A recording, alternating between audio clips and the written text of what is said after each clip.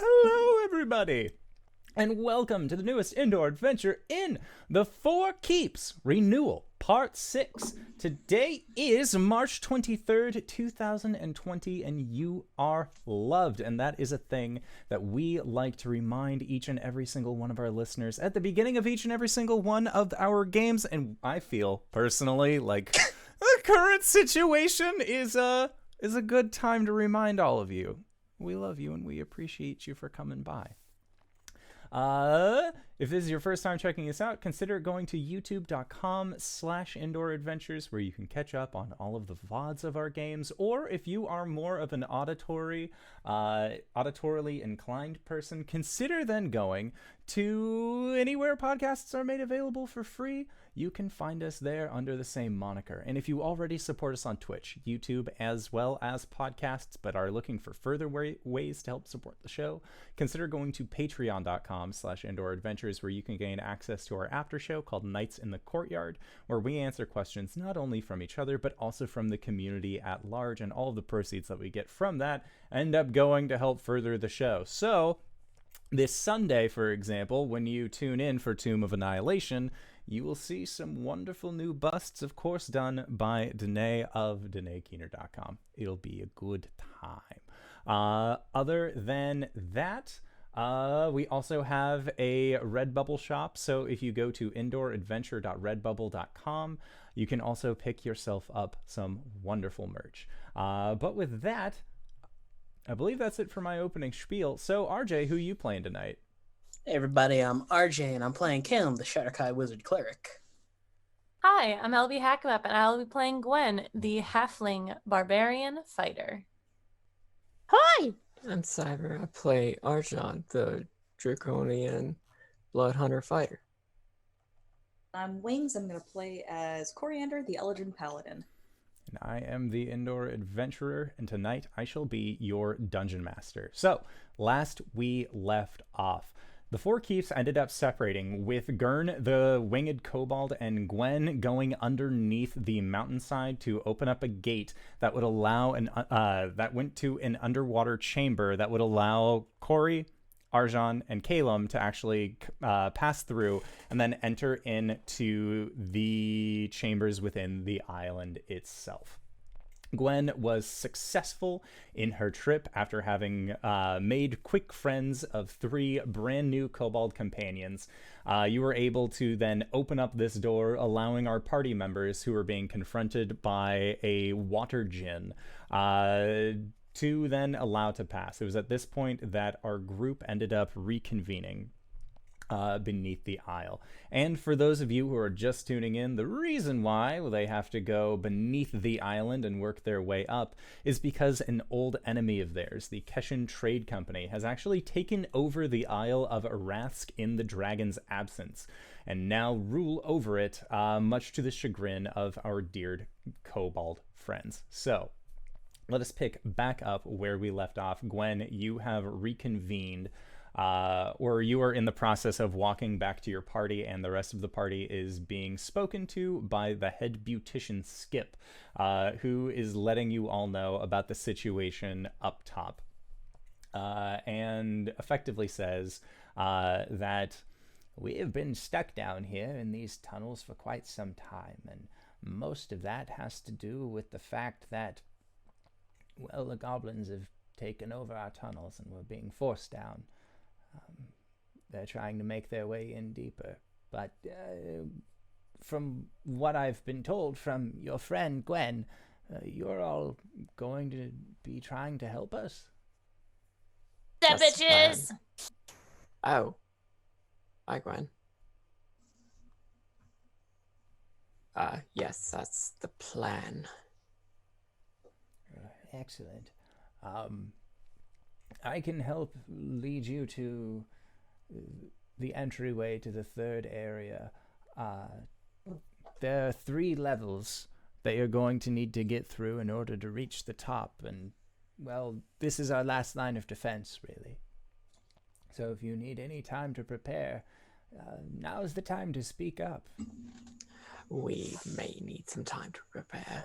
Of course. Just come and send for me as soon as you can. And Head Beautician Skip will kind of excuse himself and begin walking off. And Gwen, you can see that Gurn and the female head guard kobold that you had spotted earlier are actually having a kind of intimate looking conversation. It seems like there was actually some sort of past between these two previously. Nice. So, you guys look like shit. What happened? Sharks. I don't Narrow. think the ocean likes me very much.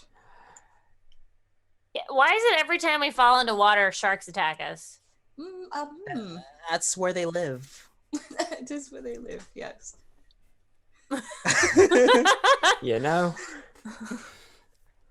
I thought the danger of sharks was being greatly overconstrued. Right. But Yes, no, when I was young, I thought they would be a much bigger problem than I thought that they actually would be when I was older. But then I realized, yes, they are very much that problem. sharks are actually the worst, especially whenever there's a hooligan. Very dangerous. I mean, traveling with off constantly, I figured being set on fire would be a lot more of a problem. And it was actually a problem for a long time. Tap, tap, Kind of roll. still a problem. That thing that they say about coconuts, like, they're definitely not as We are dangerous just as a about shark. we are about to surface on a tropical island. Please do not mention the danger of coconuts. I don't know what that is. Oh, I've got one of these. And she holds up the plant axe. I can protect us from coconuts. I don't have one of these for a shark, though. And there's the problem. Are they like What? gonna fall on your head? I don't. Possibly. Yeah, well, yes, there's an urban legend that coconuts kill more people than sharks in a year. Well, no, because the reason for that is people shake the trees and the coconuts land on their head. Well, then who's Don't. out there shaking sharks?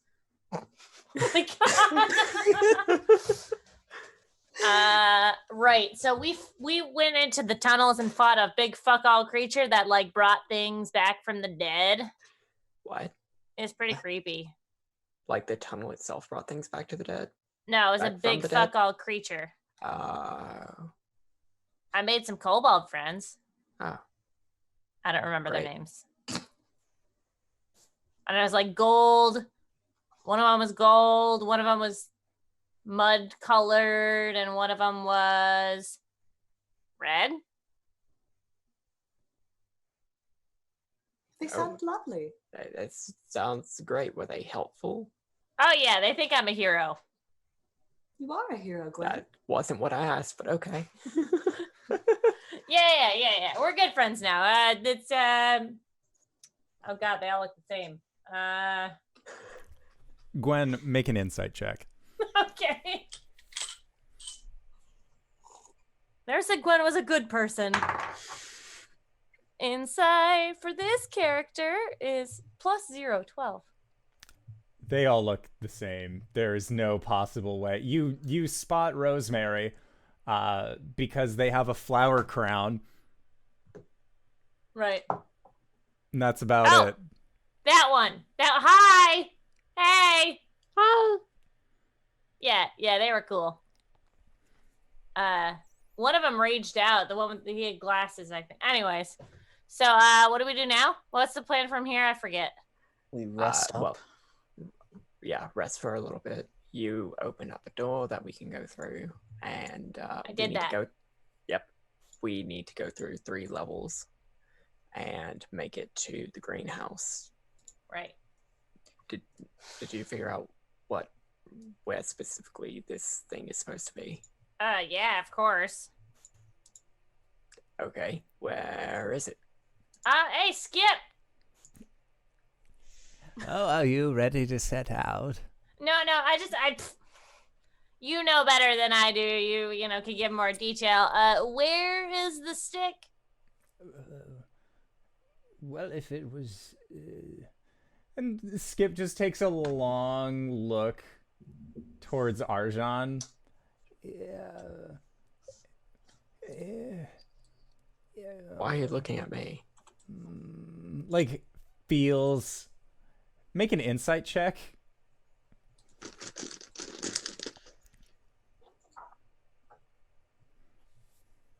18. So with your 18, you don't think that Skip is comfortable telling you where Arath's most precious items are being held? Specifically to Arjan, who is an imposing big black dragonborn draconian-style figure. But they sort of brace themselves and say, it's in the copper room, or in the bronze room. The Baron himself has a treasure chamber to keep his most prized items. If he still had this staff, it would be being held there. And once we get up to the 3rd level, what direction do we need to go? How far can we expect to have to fight? All of the signs that you would we kept signs, whether or not the goblin folk kept signs. In matters of tunneling, always go up. It's the easiest way to find yourself back on the surface, is to follow the general incline. We left signs helping ourselves out of the tunnel. Whether or not the goblins have kept that that's entirely up to them. But our exit would lead you to the cliffside, which I believe it was you, Caelum, you, Gwen, and you, Arjan, who had previously helped out doing a mission for Arath before that had led you into kobold tunnels. If it wasn't Gwen, Skip doesn't remember that it was Cori. It would take you to the cliffside, which would lead you near the Bilgewater holding facility. And then that would put you on the lower end of the bay. You'd have to maneuver and find your way up to the botanical garden. Or at least what remains of it.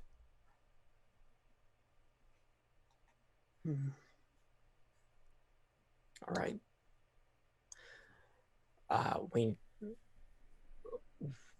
also need to rest and recover before we head out and do this. Is there any particular spot that, you want us to lay down, or? You can make yourselves at home in my living quarters if you'd like. And Gwen, you know that skips are not very big, if at all. But if you need further accommodation, I could see about getting something set up. Well, as long as we can make it a little quiet. And his place is not that big. Let's be fair, I don't think you would be very comfortable with me imposing on your domicile.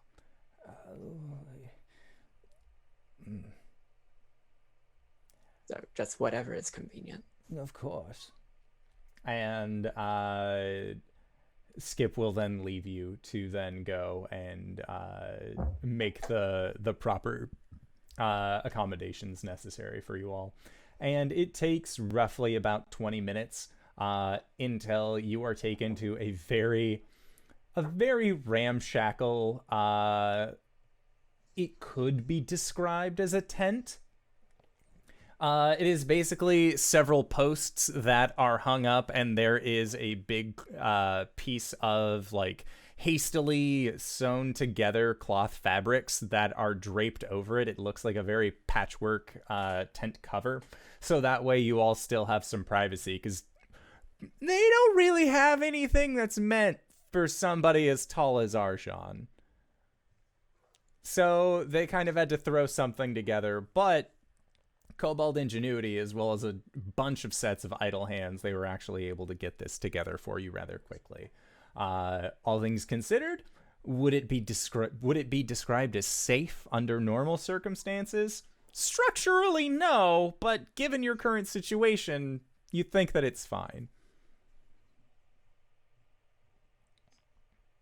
And I believe at the end of last session, Mugen was being, or not Mugen, but there was one of the Tikan and then two of your newly summoned companions were going to be going north to investigate on the back of a winged kobold to investigate the city itself. Mm-hmm. Okay. So you can do that then during this upcoming period of downtime to help it play in better. Or Yeah, I was going to say, easier. Caelum sits down and starts flipping through the CCTV monitors. Okay. So what is the range that you can actually see through? Flock of Familiars states a mile now. If I Okay. use it through the spell, so Okay. So, yeah, you would be able to go through one of these natural chimney chutes. And the kobold that's going up is doing their best to try and be as stealthy as possible. And when you get closer towards the surface, you realize that this natural chimney is actually on the cliff face of Arask itself. And the kobold then begins to climb and clatter up the side of this cliff, trying not to actually jump off and begin to fly. The spotlights are still going out on the ocean, and from where you can see through your familiars, you notice that looking in the general direction of where you believe Oliviette's ship to be, she has already receded back. You can see a ship kind of farther off in the distance that you recognize as the Moonrunner, but it is no longer within any sort of range of being tagged by these large spotlights. And the kobold companion that you currently have continues their ascent up until they eventually reach the ground level of the Isle of Arask. And that's going to take roughly about 10-15 minutes of actually being able to sit down and focus. Is there anything that the three of you would like to do during this time while Caelum is currently checking the security footage? Up. I'm sorry, what'd you say? Heal up. Okay. For sure. Why did I go down to 15 HP? Because you removed your levels in Fighter before Oh. changing things. Oh, you. It's okay. I'll figure it out. I had 96. Because it was reverse 69. That's right. All right. You'll need to add those That's hit just points lying back. back to back. It's butt to butt. You know, the way friends do. So, you guys are resting. Caelum is currently checking the security footage. And Caelum, as you continue to watch the back of this kobold through the eyes of your familiars, what are you having them do once they get up to the surface? Are they all like hopping off? Is one staying on the kobold? Are they all staying on the kobolds? What's I happening? think I'll have one of the chuckle fucks hop off onto a roof to like monitor the area closest to the entrance that the kobold came out of. And then a little bit further on, another one hops off, and Tikan will be on the back of the kobold flying, or Okay. as they walk. Sounds good. So, scanning through the two chuckle fucks on the roof, you end up seeing that before, where the city streets actually had regular guard patrols of kobolds in their bronze armor, you actually see that there are some kobolds, but now these ones that have stayed above have actually teamed up with groups of goblins, hobgoblins. bugbears, and they are doing more regular patrols. You see that areas of commerce all have closed doors. They don't seem to have like the bustling city streets. It is after curfew, which you know there wasn't one beforehand, but you're guessing that that's what's been put in place here. Looking atop the second roof, you were actually placed near one of the nature parks, or rather what was one of the nature parks.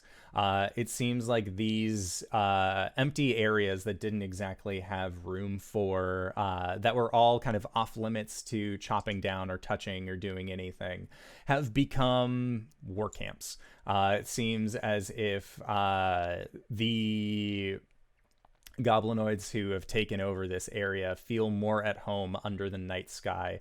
So rather than taking over any existing homestead, they are instead just filling up these parks with tents, with camps, and they are making use of this otherwise unclaimed space. And aboard Tican, or aboard this flying kobold, Tican is brought over to the bay, the port, where your ship had actually departed, where you had parting words with Elisharis. This same port now has a almost unmoving layer of fog to it. It seems like because this is built on almost a caldera of sorts, being this plateau that has a rather deep lake enough to make a bay from these two aquatic locks, there is no real possibility for this fog to really move out. Whereas before, Arathsk controlling the weather was able to kind of clear any kind of weather he didn't necessarily like. It seems like the current situation here at the Isle is more things aren't changing, and that they are stagnant in the way that the people who want them to be stagnant are. And you see through Tican's eyes that there are these jutting kind of pointed forms that are actually coming up from the waters of the bay. And it looks like they go up to certain points, and then they have very thin, kind of sharper edges to them. But then there's like weird masses that are atop of these things jutting out from the water.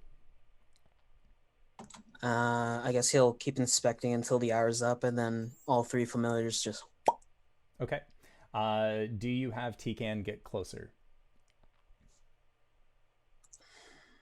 Yeah, I could ask her to get closer. Okay. I'm interested. So as Tican and the kobold end up getting closer, they are sticking to the shadows as best they can.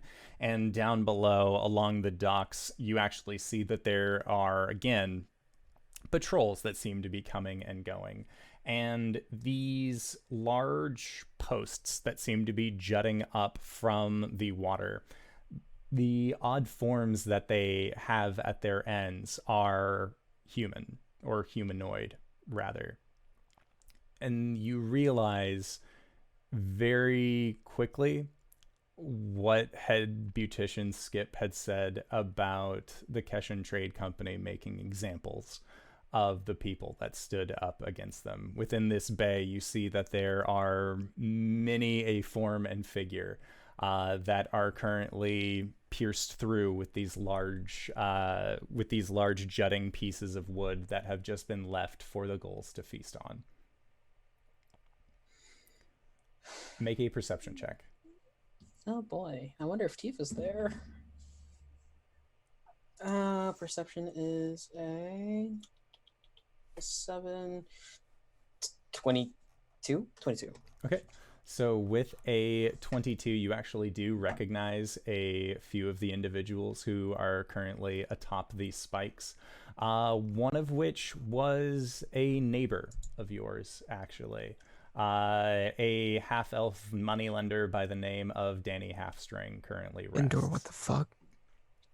atop one of these spires. You recognize that there is a older-looking kobold who once wore a very large and regal red robe. Also rests atop one of these long spikes, and you can see that there are one of the other figures that is also up here is none other than Mr. Mulch, one of the figures that had actually helped you into the sewers initially. Indoor, what the fuck, man?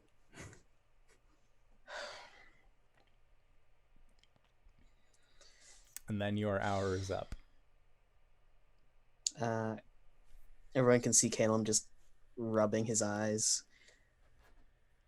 So, I know what Skip meant by making examples out of people. Yeah. They've skewered them out on the bay. Danny, Mulch, and... Ooh, I don't remember that kobold's name. You never asked for his name, and you never interacted with them, but you had seen them. And a few others are out there. Well, it does make an example.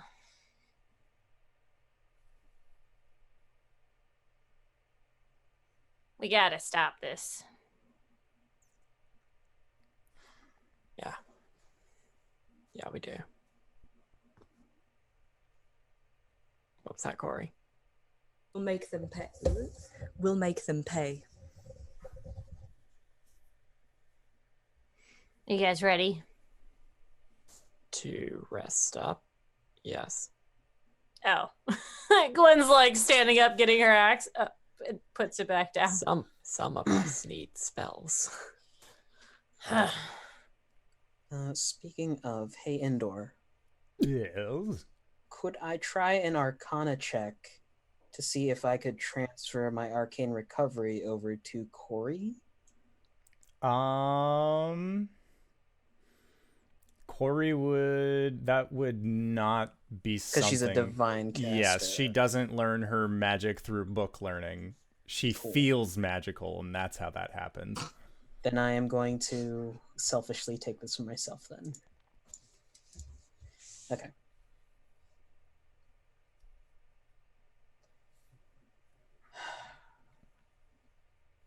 Cori, how are you feeling? Agree. It's not right what they're doing here.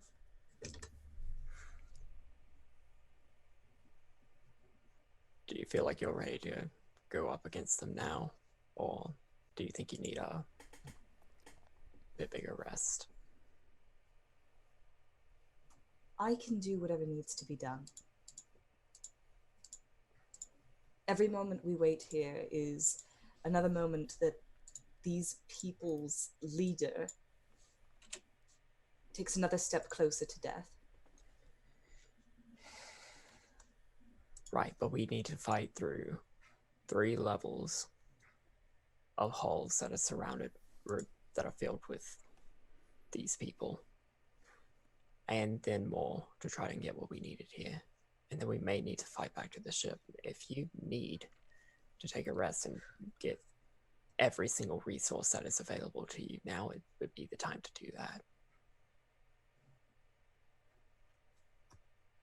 Not to single you out specifically, but 4 hours is all I need. then we'll take 4 hours.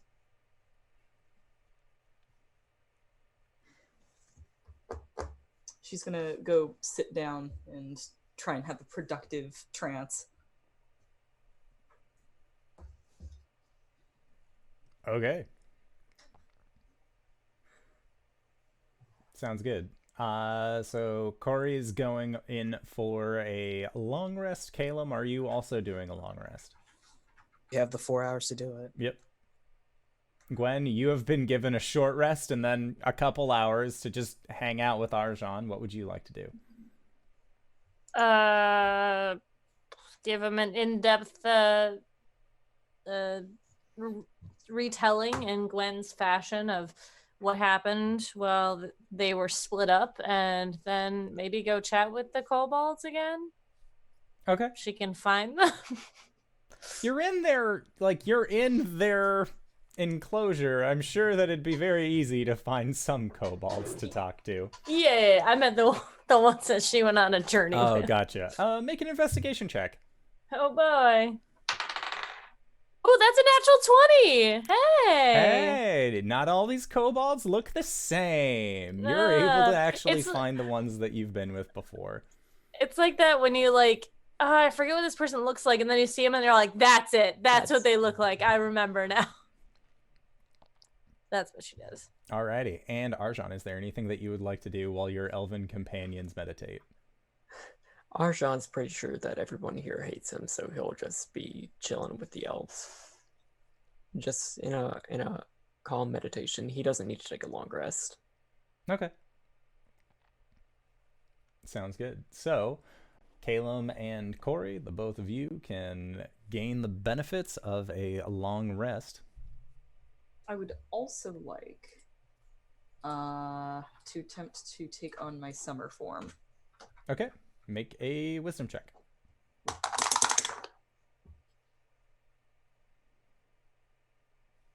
$19. Yep. You are able to go summer. Woo! You done did it. It's like Put that on her one angry scene. eyes. It's that one scene in Avatar: The Last Airbender where Zuko's sitting in front of some candles, and as he breathes, the fire flares up. Yes. Nice. All right, so Cori, you have entered into your summer form. Your long rest goes by uneventfully, and you are then able to all at least have the capacities about you to set out towards your goal. And at this point, letting Head Beautician Skip know, he is very much readily available to direct you to at least the last known entryway between levels 3 and 4, the area that they are currently in the process of holding against. And as you all are being brought up, you can hear a kind of rumbling sound that seems to be coming from down the hallway, but it is a rumbling accompanied by multiple clicks of metal against stone. Is that good? Is that bad? Should we go? Should we go that way now? Are you rested up? How loud did you say we wanted to go in? Not loud. As loud as necessary, but no more. Why? We might have to fight our way up. Oh, That's what we are planning to do.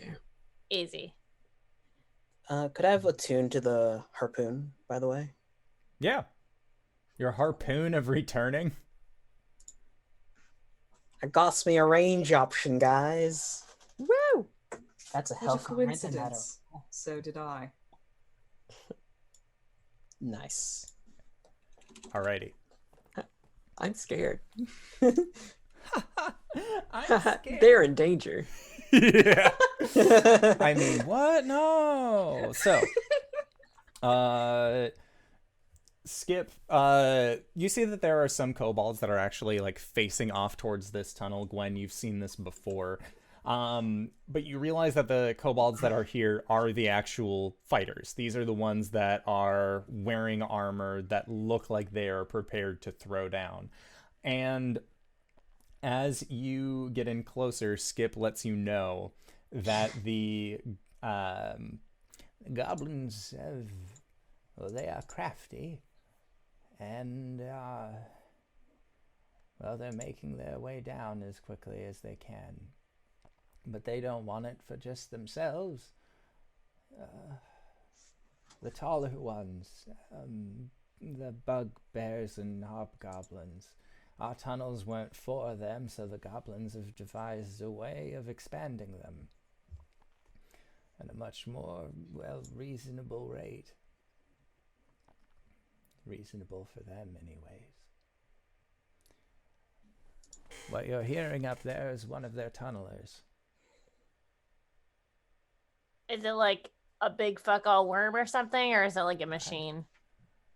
I don't believe it's a worm. Good. Reports have told us it's a horrible machine. Machines can be broken. And Skip nods. Leave it to us, Skippy boy. Okay. And all of you are then going down this tunnel, and as you get near the end of after taking several of these long kind of winding curves going through these kobold tunnels, you see that there is actually, that brings up a very good point. 2 of you have dark vision, 2 of you do not. How are you taking care of this situation? Because the goblinoids don't need to use any kind of light source, and the kobolds don't need to use any sort of light source. I'm sure that I have an adventurer's pack. I'm sure that I've lit my crossbow. Okay. That works too. So the crossbow being lit, that is fine with me. I have an ever-burning torch, by the way. Nice. What is my hemograph die? It's a D4. 3. I don't have to change my hit points. It's great. Okay. And as your group reaches a bend at this tunnel, looking down, you can see that from the flames of the crossbow, you can see what looks to be at least 50 gleaming points that are all looking in towards this tunnel. And then you see movement kind of stepping in front of these gleaming points. Caelum and Cori, because the 2 of you have dark vision, you can see past where this light is being shed. And you can actually see that there are figures that are standing in front of this incredibly large contraption that are looking down the corridor towards your group as you approach. And you see one of them kind of turn their head towards the other and say something and make a motion with their head. And you see that other one sort of nod, and then they are going to begin to try to turn around and walk away. What would you like to do during this time? Guiding Volt on the one running away. I'm going to create bonfire on the other one. Okay. So, create bonfire is a save, correct? Yes. Hope Okay. these guys aren't kobolds. Dex save. Okay, they are going to be doing. They don't got dex save. tails, right? No. Oh, okay. These figures stand about. Some of them are closer to about halfling height, but the 2 that are standing in front. You see one of them is about 6'2", and and that would be the one that's getting the bonfire thrown on them, and the other is about 4 foot tall tops, with kind of larger looking ears, that is just taking the brunt of this guiding volt. A natural 20, by the way. Jesus! Back to form, everybody. Woohoo! That's 50 points of lightning damage. Okay. Operation start. So, as this bolt is shooting out towards this creature, they have made eye contact with you. They see that you are doing something. You see this goblinoid figure's hands reach out from behind the frame of where this tunnel goes, and they just pull another goblin in front of them that takes the brunt of this blast, and then they tumble backwards. The taller figure is then going to have this flame erupt beneath them. Does a 16 beat AC? Just barely. Okay. And so they managed to hop out of the way, but your group has been noticed. I would like for everybody to roll for initiative. The way it looks is that Cori points in his direction, says, "He's back!" And then as she snaps her fingers, Excellent. would have been cooler if it hit, but it's the first time I've used it, so. I am scared.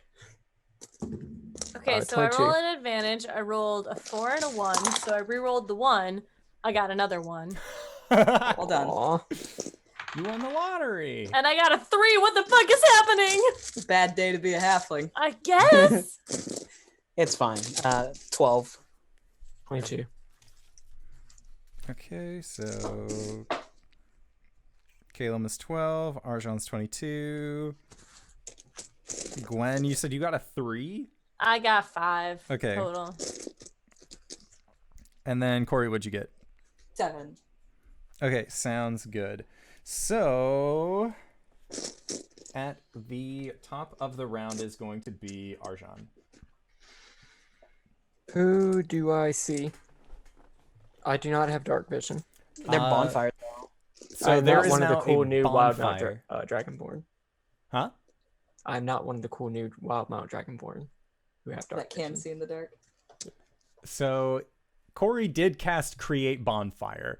So there now is a light source. And with the light source, you can see that there is a prone goblin that is resting underneath another goblin. And that goblin that's on top is currently sizzling out of a large wound on its chest.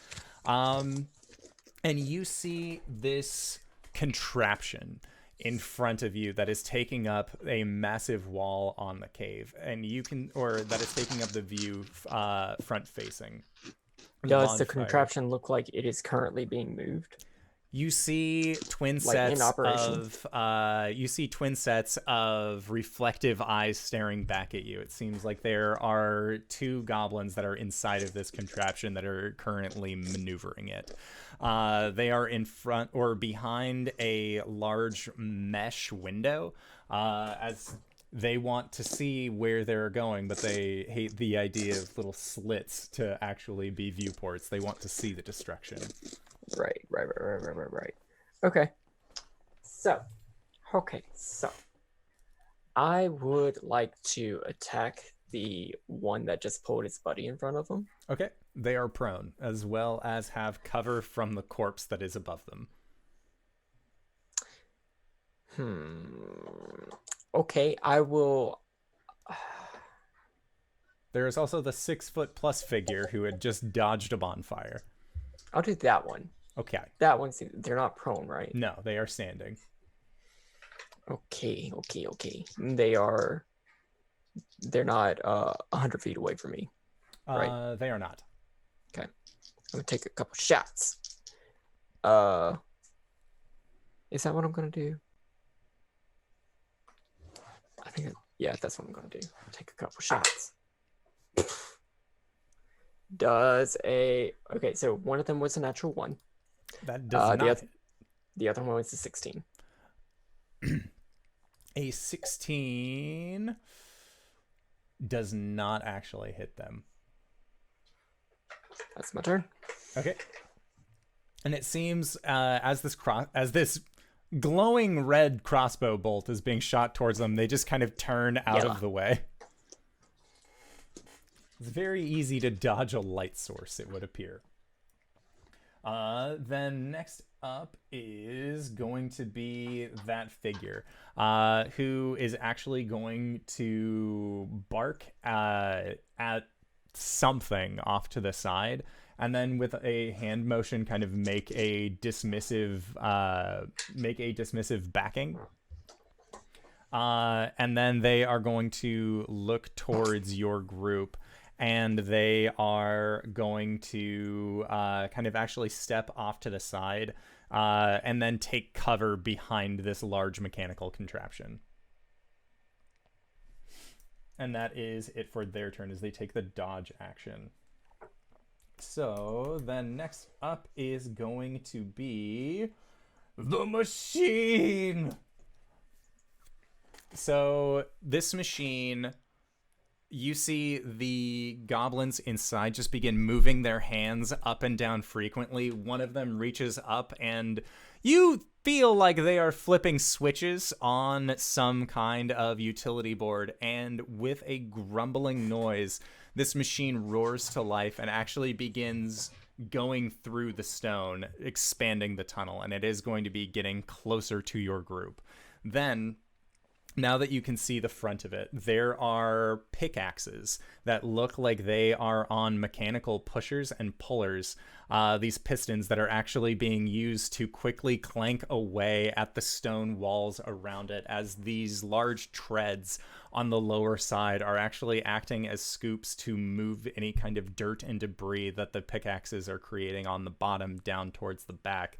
But there are twin nozzles that are on the front of this device, and as it approaches forward, you see these nozzles sort of tilt, and a splash of acid is actually going to shoot out of the front. So everyone in the tunnel, I need to make a dexterity save. 3 + 3. Oh, Hey, you know.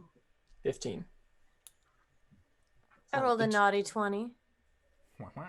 18 for once. What did Cori get? 18. What did Cori get, Frankie? Okay, so everyone succeeds, and thus will only be taking half damage, which would be a quarter damage for Arjan, who is, for once, that acid resistance. That's the one thing that the cool new Dragonborns in Wildmount don't get. It's that damage resistance. So 18 points of acid damage, and So then not- reduced, so you all take 9 points except Arjan, who takes 4.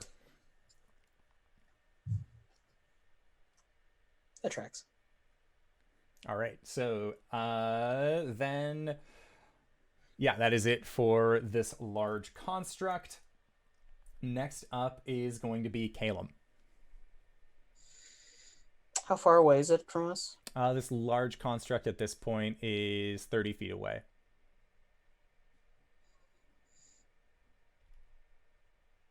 We're in a tunnel, so I won't do that. Moonfire on top of it. Yeah, got it. The tunnel's collapsing, guys. Run, run, run. Wouldn't be the first time. Wouldn't be the first time. Gonna launch a guiding bolt into the machine. Yes. Yes. And 6 is 18. 18 hits. Nice. For 28 points of lightning damage. Okay, and you're hitting the machine? Yeah. Okay. Sounds good. And then I will try and retreat further down the tunnel so we're not ate by this thing. Okay. Sounds good. So then next up is the goblin that had grabbed a friend to toss in front of it is actually, you see, like, wiggle a little bit and then shove their former companion off of them, stand to their feet, and begins running around the side of the contraption. And it looks like they are also trying to get more towards the back, so you are all just facing this large machine. So that is it for their turn, now that they are out of sight. So, Cori, it is your turn. She's gonna point at that goblin and say, "Don't let him get away." And then I have a question. Yes. You said that there was a mesh. Yes. You can So- see through the mesh. Can I teleport into the machine? You certainly can. I'm gonna do that. Poof. Cori, in a swirl of flame, face steps into the machine, and I think he needs to make either he just takes the damage or he has to make a save for this. Nope, it's one guy takes fire damage equal to my charisma modifier. Just one or everyone in the AoE? Oh, each creature. Jesus Christ. Fuck. Okay, enjoy fire. And my charisma is 3. At higher levels, does it double? Or get bigger? No. No? Okay. So 3 fire damage for those friends. And did Caelum hit one of those guys with the guiding bolt? No, he had attacked the machine itself. Okay. The other guy died. I'm going to attack. I'm going to attack these boyos Okay. inside the machine. So now everything's on fire. Natural 20.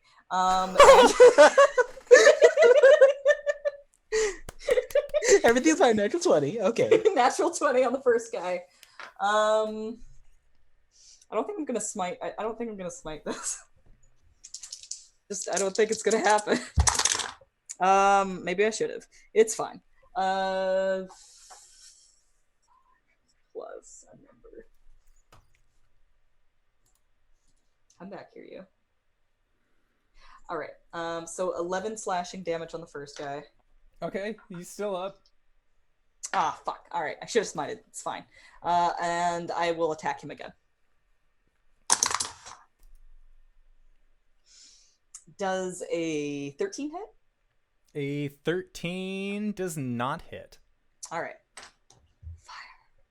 Okay. That's it for me. Sounds good. They are shrieking inside. This was not something that they were planning on. The machine is rocking. Oh, yeah. Flames there coming are out of there the are front. too many people in this machine. Especially when 2 of them are goblin-sized, and then one of them is Cori, who's not a small person. Next up, Gwen. All right, I would like to rage against this machine, please. Nice. I'll allow Thank you. Thank you. And then, oh boy, gosh, I didn't think about that. No, it's fine. I did it.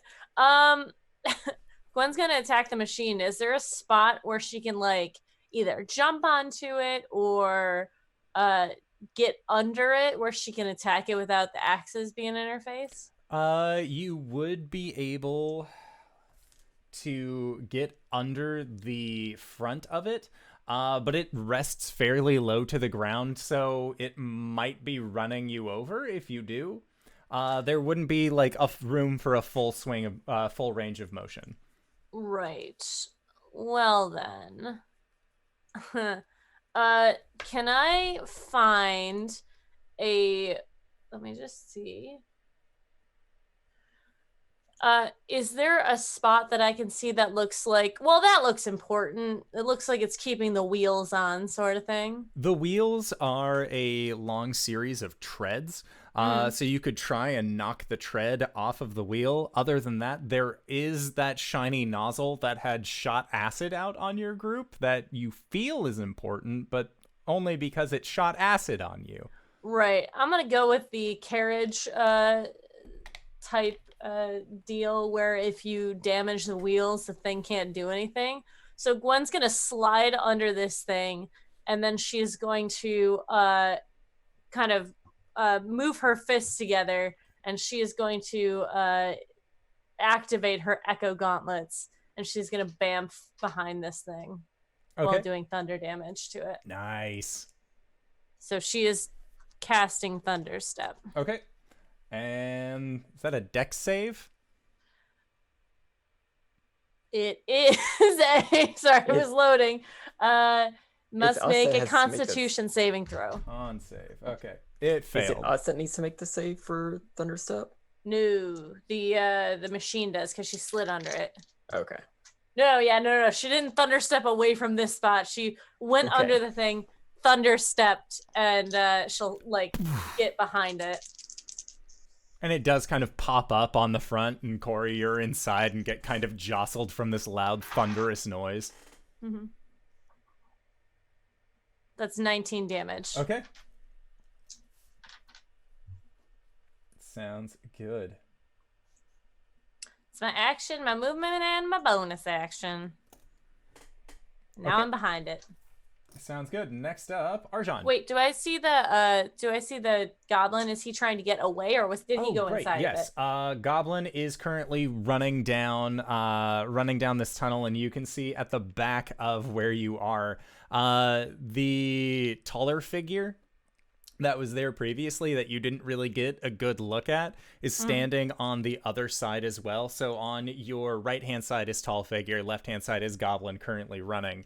And you see, looking up at this figure, that they are of orcish build. They have this kind of darker green skin, and they're looking down at you. And you can just see that there is a rage glinting in their eyes, but there is a smile on their face. How far away are they? They are, at this point, not even 10 feet away from where you are. Because you thunderstepped to the back of this machine. Right. Would there be a space behind them where I could do something in a 20-foot radius that I could perhaps... If you're thinking about a fireball, you're in a tunnel. I can't fireball. Sunforger. Yeah. Well, it's radiant damage. Come on. Okay. But yes. I'm thinking of that. Yeah.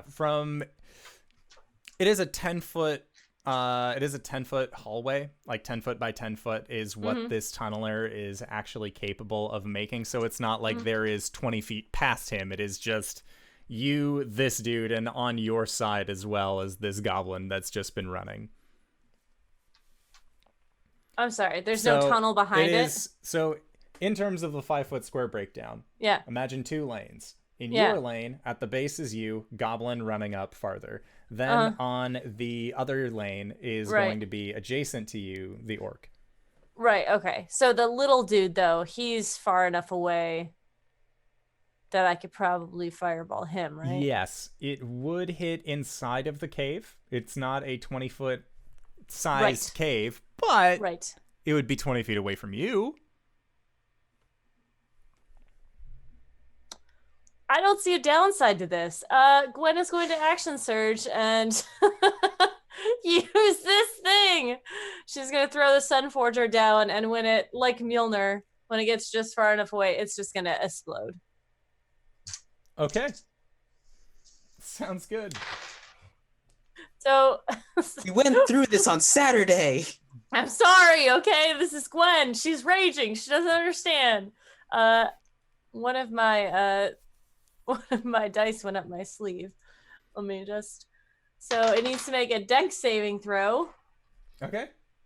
And it's not that much damage. Womp, womp, womp, womp. Even me. What? I don't like that. With the dice that you gave me, LB. Fuck. Eat it. Eat it? 15 damage. Bleh. 2 damage. Half as much. So at half as much. Okay. Sounds good. So half of 15, he takes 7. And whatever happens to the tunnel happens to the tunnel. Okay. There is It's a big turn for Gwen. So, Gwen, you have used your Thunder Step ability, which released a thunderous crack down the hallway that you can just hear echoing. And then before that echo is even finished, there is another large kaboom as you throw your hammer towards this goblinoid who is in the process of running away. You see that there are loose bits of rock and rubble that also begin to fall down. Roll a D100 for me. Okay. The question is, do I want to get high or low? Don't tell me. 25. Okay, so you were looking for a high number. Low number, bad things. Okay. The cave that you see that stretches out is more rocks and things are currently falling from the ceiling, and it looks like you are causing a cave-in. Oh, shit. Looks up at the dude, and then, like, turns back to the machine. Okay. goblin is still running off, but they are on the opposite side of where this cave-in is currently dropping in. So then that was it for Gwen's turn. Next up, Arjan at the top. Arjan, you've seen Gwen rush forward, like kick slide underneath underneath this tunneler, explode with a loud thunderous crack, and then you lose sight of Gwen. And then you see a large radiant presence emerge from the other side of this tunneler, once again accompanied by a rather thunderous noise. And that's all that you saw of Gwen. Cori is currently inside of the tunneler, fighting off some goblins. So it's like I just got flashbanged. Yes. You remember how I said, let's make as much noise as necessary, but no more. I can't see the goblin that's running away. No, he's on the other side of the tunneler. Who can I see? At this point, you can see the figures inside of the tunneler currently combating against Cori.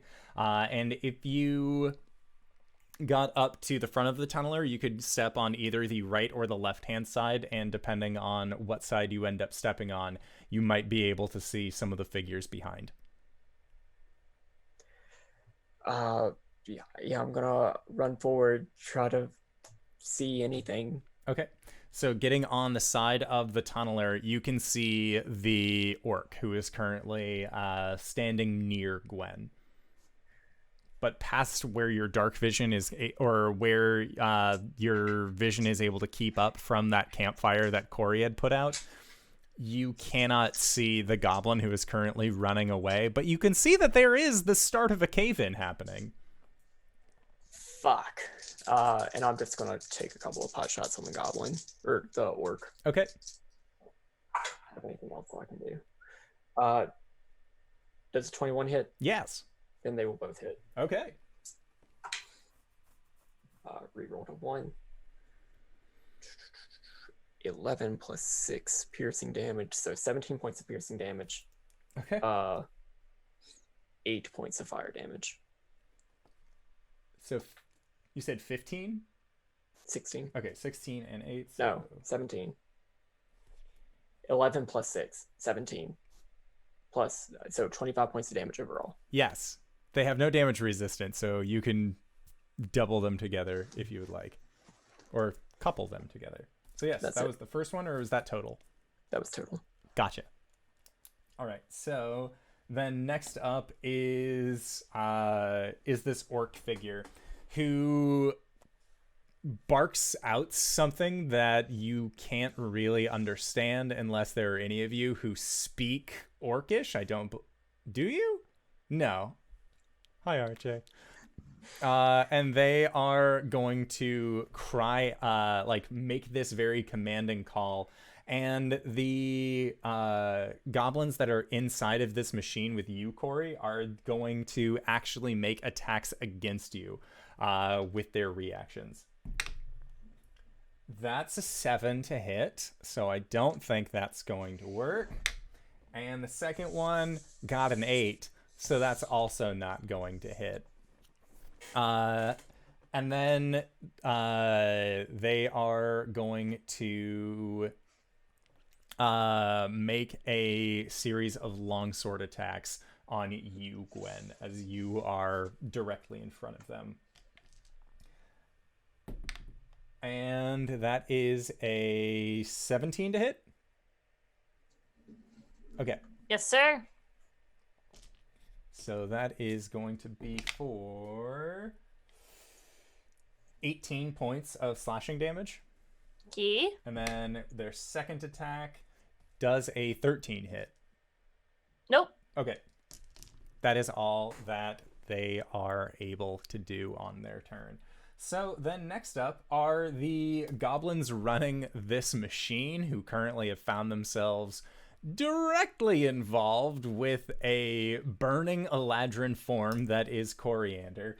And they are going to do their heckin' best to try and one of them is going to like reach into a belt and pulls out a rather fancy, ornate looking knife, and they are going to try and make a quick stab towards you. They don't, if it helps, but they tried. And the second one actually reaches underneath one of the consoles, and you see them pull out a long metallic looking rod that seems to have a holding facility towards the very end of it, and looks like there is a back end that has some sort of liquid, and they just rear up, pointing it towards you, and pull the trigger on it as flames actually shoot out of it. They are going to try and burn you. So I need you to make a dexterity save as they use a Scorchbringer. And their friend inside the chassis with them. They're aiming it out of the mesh, so it's just from the front of this machine, you see a gout of flames just pop out and then back in. What the fuck? 13. Okay, so you are going to be taking full on this I believe you're resistant to fire, so they didn't know that. That is for a total of 10 points of fire damage from the Scorchbringer. Is that already halved? No. Okay. So you take 5. She's just like walking slowly forward as it's going. Okay. Terminator walking towards this goblin. There's not even very much room to walk. You are stuck inside of this thing with these goblins. Next up, Caelum, and you see that Cori is currently fighting these goblins. Flames have just shot out of the front of this machine. Gwen ran under this machine, made a loud thunderous clash, and then you saw a radiant burst from the other side of this machine. Arjan ran up to the front, took some pot shots that you heard actually made purchase, but what are you doing?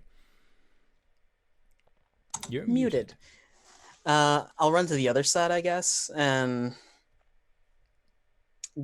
can I squeeze it between the treads, like to the side, so I'm not in the front of the acid and the...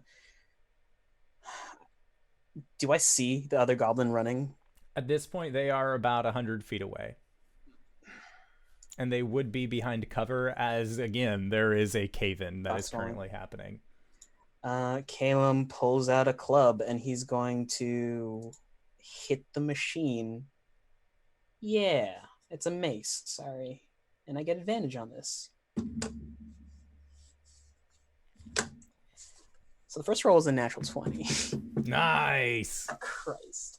And I deal 6, 7, 10, 12 points of bludgeoning damage to the machine. Okay. Just trying to break a tread to stop it. It looks like as you are trying to strike out against it, that there is actually some resistance from the machine itself. Huh. Oh, damn. Yeah, next turn. Okay. The machine doesn't look like it's working currently. It is stopped as its drivers are in the midst of fighting an Eladrin. Next up is the goblin that was in the process of running. They are going to keep running. And Caelum, you watch as this cave-in finishes. They have made it well past the range of your dark vision, just hoofing it as quickly as they possibly can. Next up is Cori.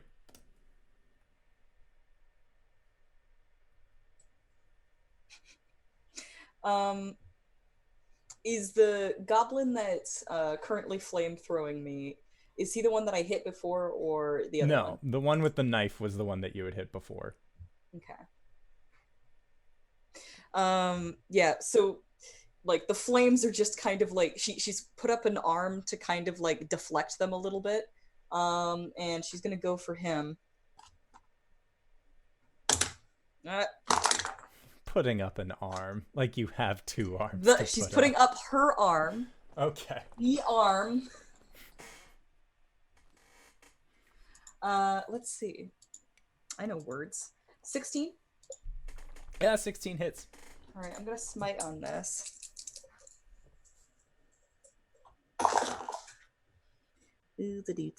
Do.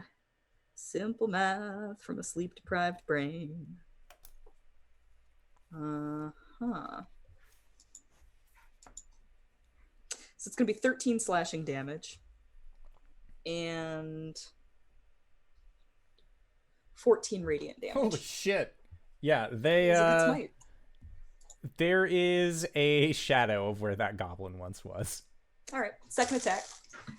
So like, yeah, she's just like walking towards him while the flames just lick off of her arm, and then she just cuts him down, and then she turns around, looks at the other one.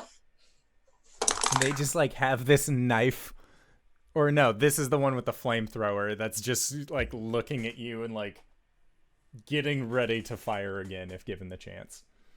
A 17 to hit. Okay, that hits. Okay.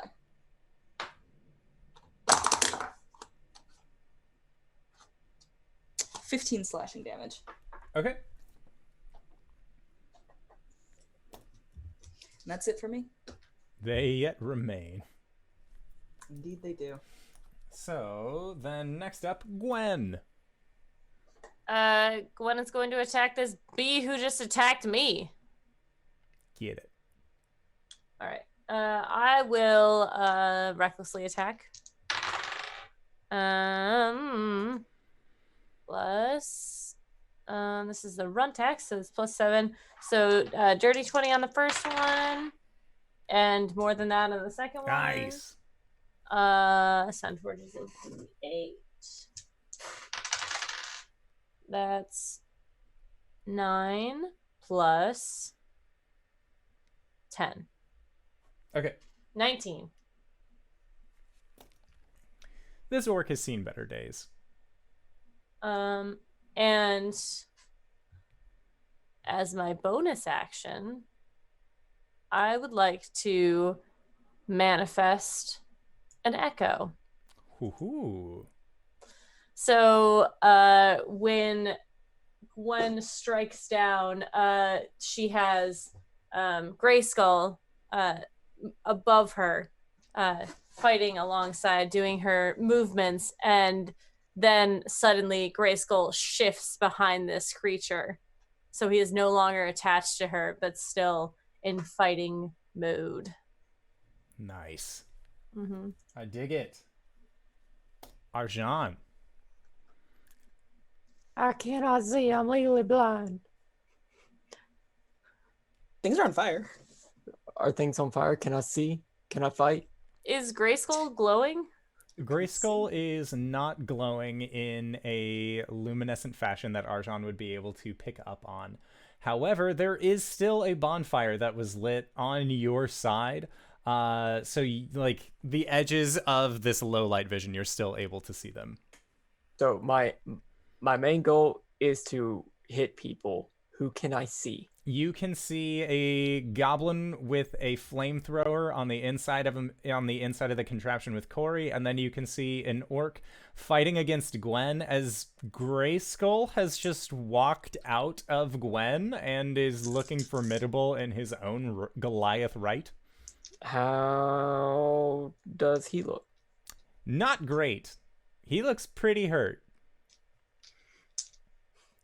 Gwen, do you mind if I could steal your kill? Gwen never minds. It happens more often than she gets a kill, so. 16. A 16 does hit. Or actually, no, it does not. Sorry. Okay. 25. 25 does hit. 8 points of piercing damage. 4 points of fire, so 12 overall. Okay. They are still standing, but they have taken some pretty grievous wounds throughout all of this. The goblins in the machine, both of them are still alive? Only one. Cori Only one? exploded one of them in radiant energy. Yeah, I've got that. Okay. That's my turn. Okay. So next up is this orc figure who, even though they are incredibly wounded by Gwen, by Arjan, they still have this broad smile on their face. And you hear them say in common, "Everyone will know you're here. Entire island will be on watch out for you."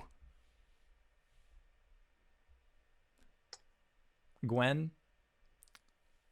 you recognize this is one of the individuals that was in the bar the night that you got left in the trash.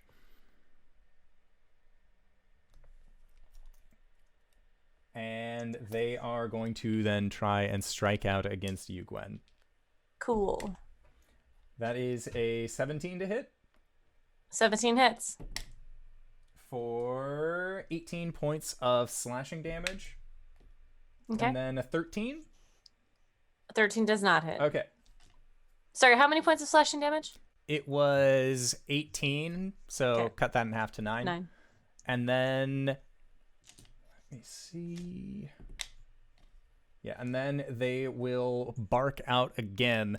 And the goblin that is stuck in the cage, in a cage match with Cori, is going to use their reaction to try and stab out.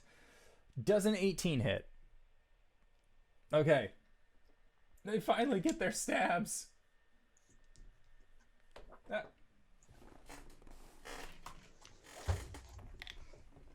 And that is for...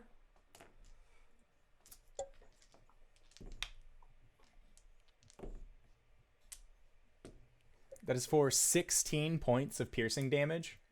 Reduced by 3. Okay. And then that is it for their turn. Next up is the goblin that is stuck in this chamber with you, and they are again seeing as how you have shown that you are unafraid of this fire. They whip it around so the oil canister is facing towards you, and they are going to rear back and actually try and smash out against you as if it were a club. And that is a 23 to hit. Yes. Okay, so as this canister strikes out against you, there is a small spark that actually occurs with this oil, and it is going to cause a small explosion on the inside of this machine. This So is all I ever Cori, wanted. Make a dexterity save.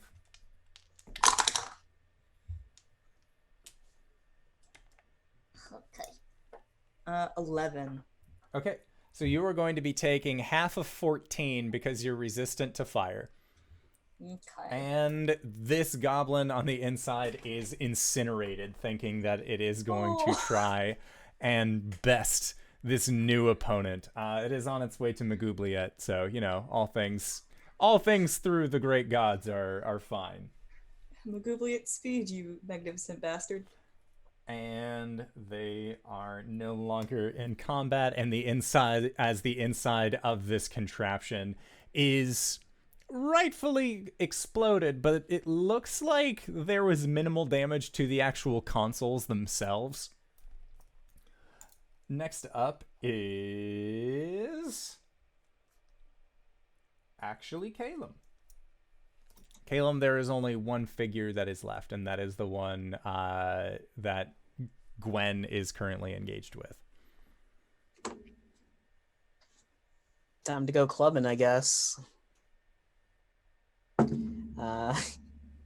17 and 5 is 22.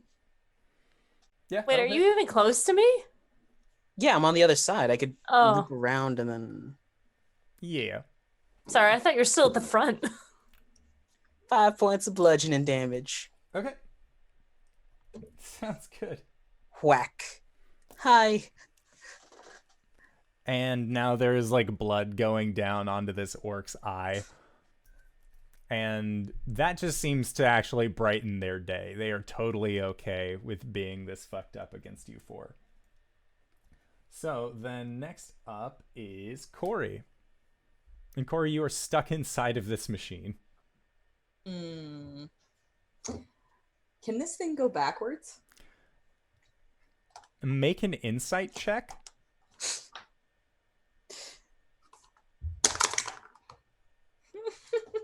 Coriander, what have you gotten yourself into? 4. Cori, One of these buttons has got to do something. there are buttons, there are levers, there are cranks, there are switches. None of them have any sort of labeling on them. If you would So I like hit them to, all. if you would like to pull a random button or lever, you are more than welcome to do so. I absolutely do. Okay, roll a d6 for me.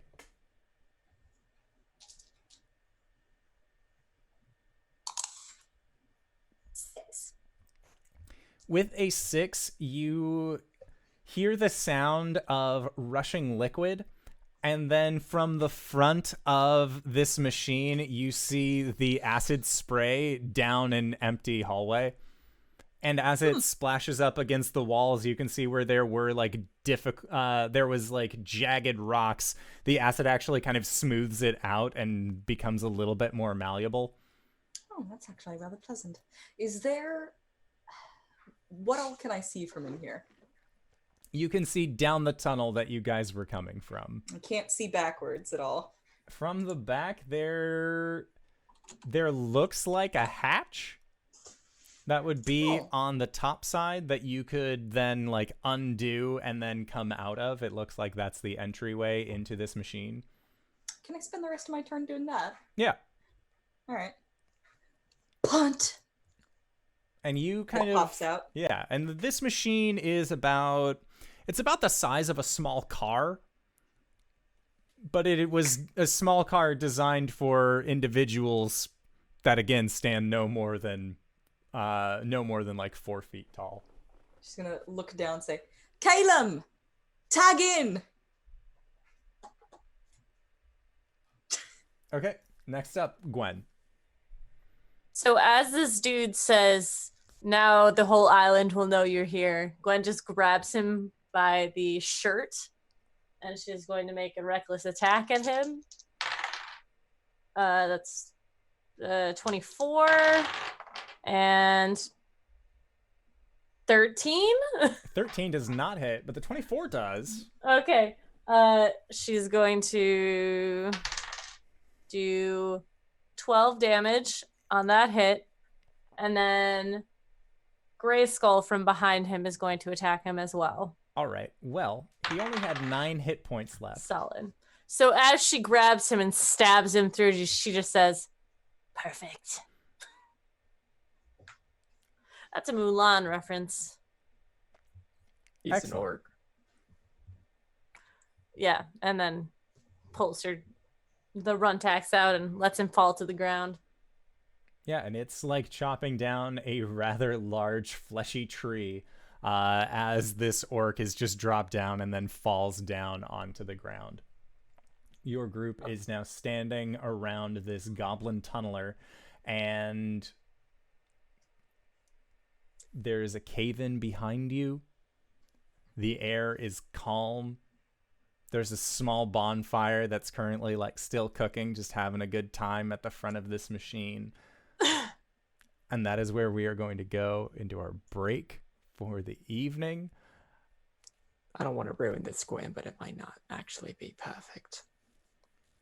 Well, it felt really good. Does anyone else see Gray Skull standing in front of me? Yes, I do. Hi, Gwen. What? I mean, And no, that's I where we don't. go to break. Does anyone know how to drive a stick shift? You need 2 hands, Cori. That is where we will go to our break. So I would like to say thank you to everybody who's decided to stick with us and join us through this wonderful excursion with tunnels and crime.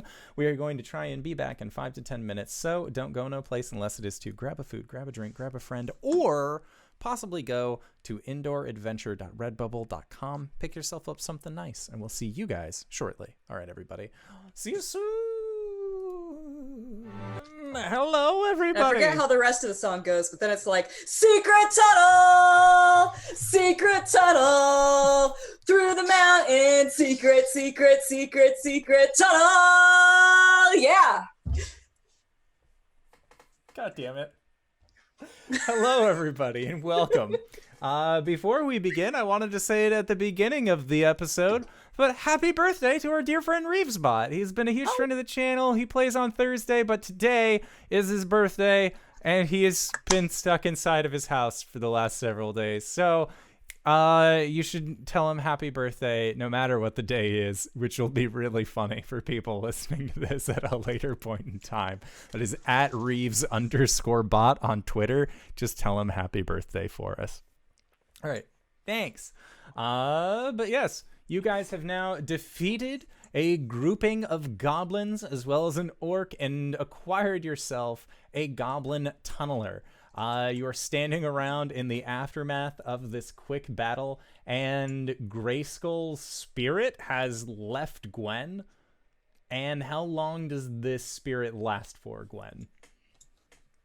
That is a very good question. You know, I just got it today. Hold on.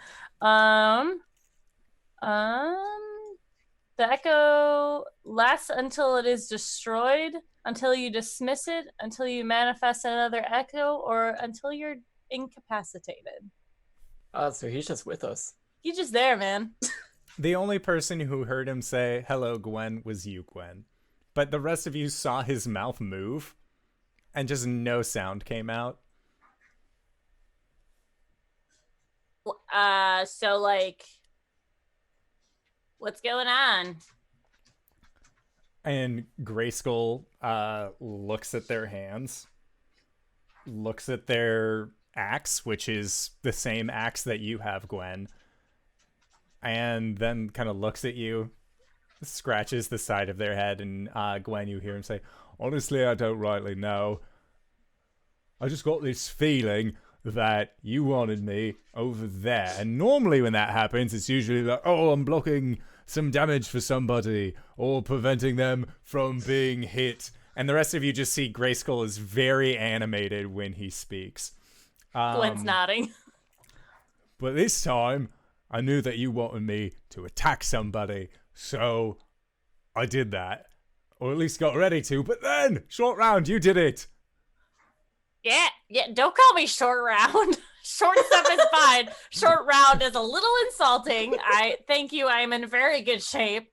I was meaning round like your muscles. Yes. Gwen flexes. Anyways, and Gwen is saying all of this outside, or, verbally, so you guys can hear her side of the conversation, as per usual when she's talking to Grayskull. So, like, normally you go away like when I'm done raging, but I'm not raging anymore. It's just a shrug.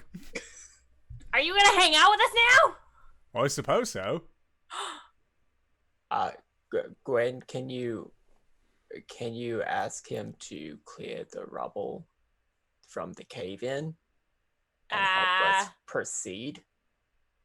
I mean, I'm sure we can do it together. Do you want to clear some rubble? Grayskull kind of like gets a look of, I don't know if I can do these things. Yeah. He's gonna go over and try. Yeah, I don't think it can do stuff like that. I mean, unless it's attacking. Grayskull can attack the rubble. Yeah. As soon as he gets over 30 feet away from me, though, he does disappear.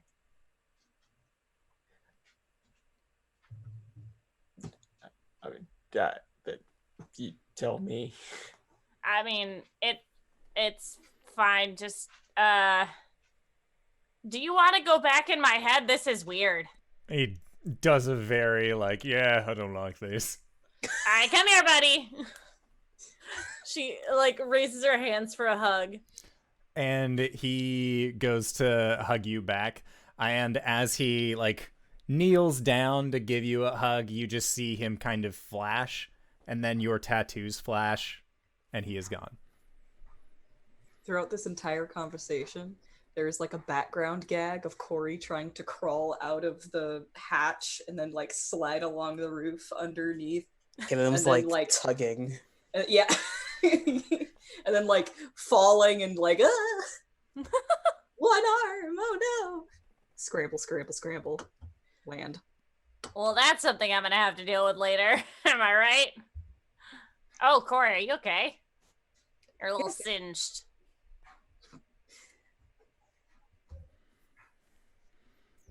I'm piping hot.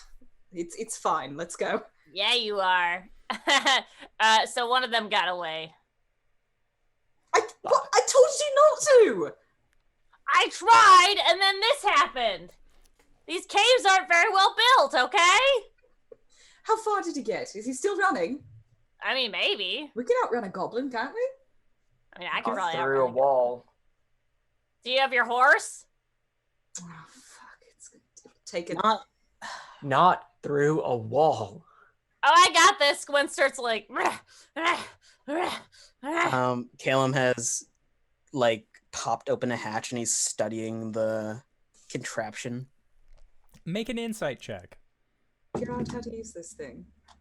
Or actually, this would be investigation. I swear it doesn't make any sense. It's a lower roll. Okay, 16.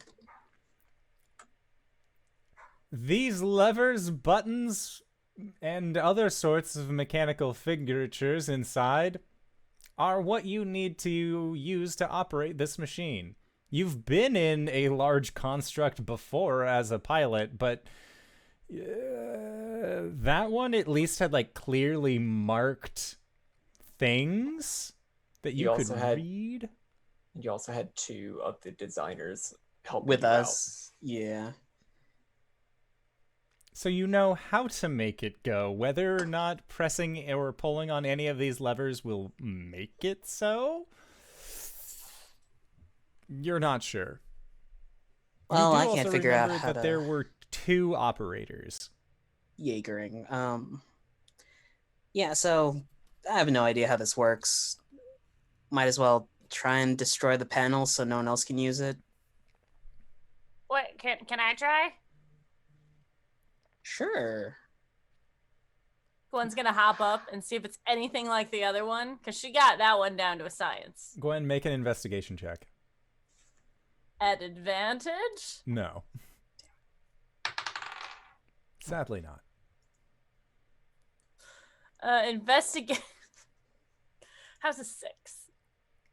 Gwen, obviously you know how to make this machine go.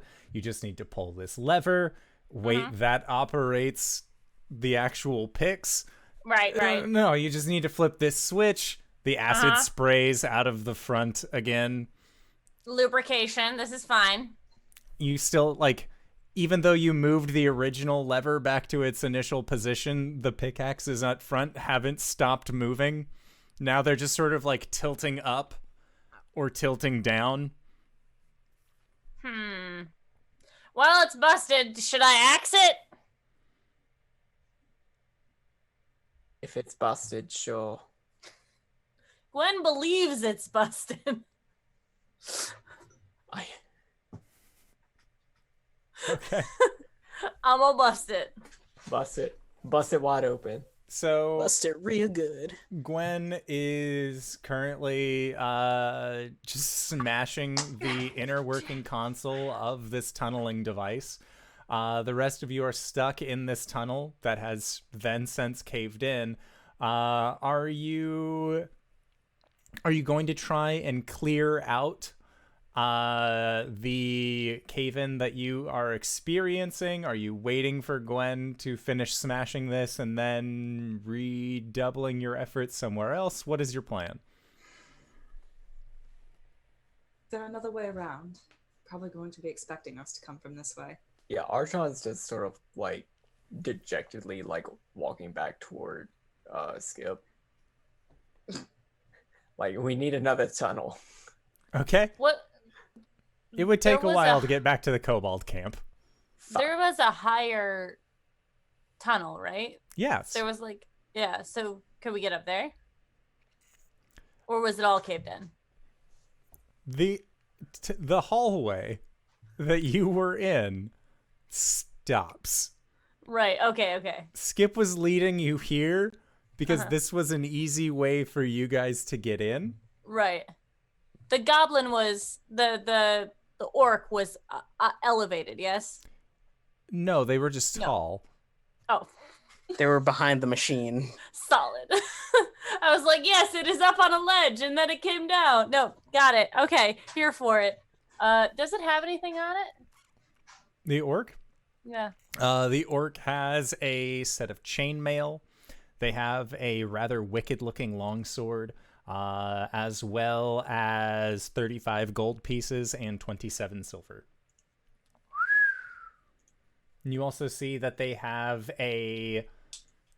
it's an insignia that looks like it belongs to a particular station of like officer within the trade horde. But as someone who has never been hired or contracted by the Keshin Trade Company, you aren't exactly sure what rank or station this individual was. I'll take it. And then I'll give the gold and silver over to Arjan. How much? 35 gold and 27 silver.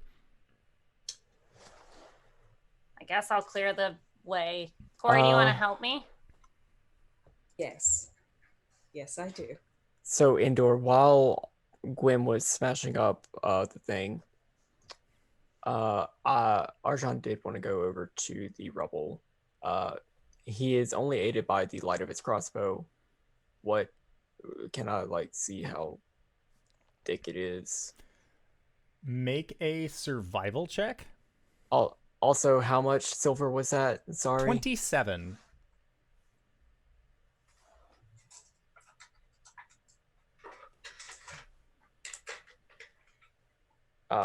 Then I have a follow-up question. Nine.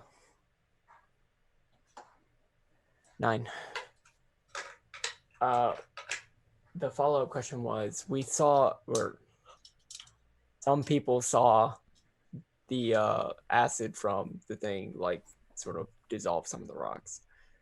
I'm assuming it would take more than one acid breath from Arjan. However, I do have a nice new cantrip called Acid Splash, which does almost as much damage. Okay. Yeah, you'd be able to melt this wall of debris away. It would take some time. But since it's a cantrip, it's not like there is an expenditure as to how many times you can do this. Yeah. So, just with the sound of Gwen raging against the machine in the background, Arjan is just gonna like claws up against this wall of rubble, and then just deep breath in, and then just unleash a shit ton of acid on this thing. Okay. So Every now and then it's like stopping for breath, and then just keep on going ham. And you can see the brand of Tiamat on his back just like glowing even brighter than it ever has before. yeah, you do not know how much of this debris there is, or how much that there was caused by this cave-in, but you are starting to put work in on this. And like whenever he's like stopping to catch his breath, he's just going to be like tearing what he can out of the wall with his claws. All right, it is sufficiently broken now. Oh shit. What checks do I need to make?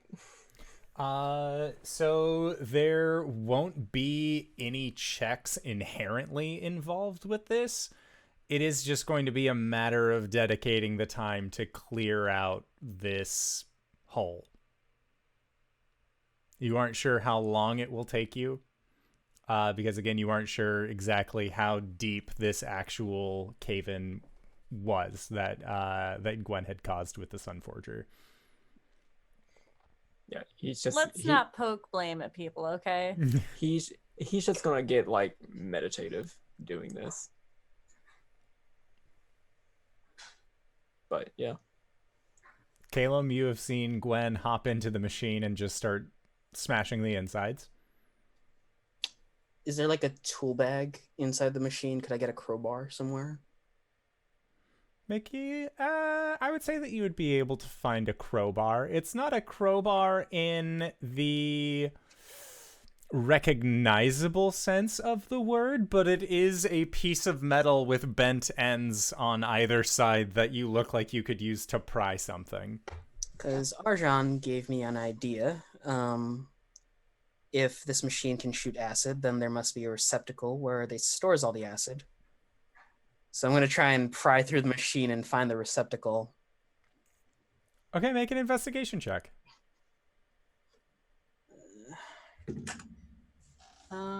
Dirty 20. You will find the acid receptacle underneath this machine. There is about a fourth left of its overall acid. It seems like it was fairly depleted, having been used on your group as well as accidentally used by Cori trying to figure out the machine. When Arjan is taking a break, Caelum will call him over to show him the acid receptacle. Think we could do anything with this? I cannot see. The bonfire's still up. I'll light a torch. I thought he lost his sight for a second there. I was like, what? He's been blinded by the acid. I can't swim. No. He'll like wipe the acid off of his face. What? Think we can do anything with this? It's only about a fourth left of the acid, but it should be enough to give you a bit of a break. Can you move it? He'll give Arjan the torch and kind of fidget inside to pull the nozzle that leads out to the maw. Okay. Make a sleight of hand check.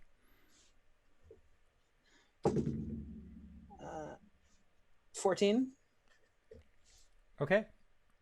As you go to pull the nozzle off, your hands begin to burn from the acid on that is still currently being supplied in the nozzle. So you are going to be taking some damage. Yay. Always fun. That is going to be for 12 points of acid damage.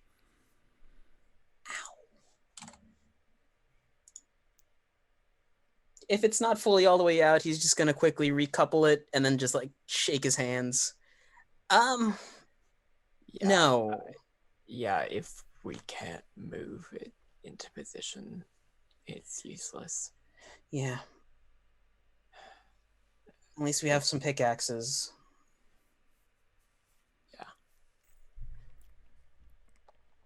Arjan is just going to go back to doing what he was doing.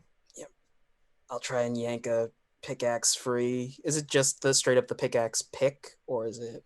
There are pickaxe picks, and then on some of these areas you can see where there are pickaxes, but it isn't like a wood handle attached to the pickaxe head. It's all metal. Yeah, it's all metal. It is going to then reverberate in your hands if you hit against a rock or anything like that. All right.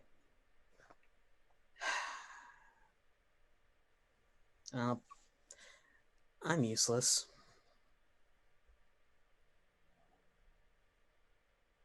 What is Cori doing during this time? I think she's alternating with Arjan, working on the wall. Whenever he needs a break, she just gets in there and pulls rocks. Arjan is being very obstinate. Fair enough. And Gwen, you have sufficiently smashed this machine So it did not work anyways. Are you also helping Obviously. to uncave in this tunnel? Yes, if it's safe. If there's acid on the rocks that I'm moving, yeah, all about it. Okay. Make a nature or survival check. Okie dokie. Jesus. 14. Okay. With a 14, you know that if you continue at this pace in the next 2 hours or so, you'd be able to clear this out. Enough to squeeze by. Guys, it's gonna take like 2 hours to get through this. It'll be too late by then. Uh, They'll be able to mobilize an army in that time. They'll be able to squeeze through just in time to get eaten by goblins. Do they eat people? Is They that eat people. insensitive? Oh, they They eat definitely- people. I see people. They definitely impale them. listen, I can get us through, but it's gonna take a lot out of me. No. No. Okay, let's try plan B.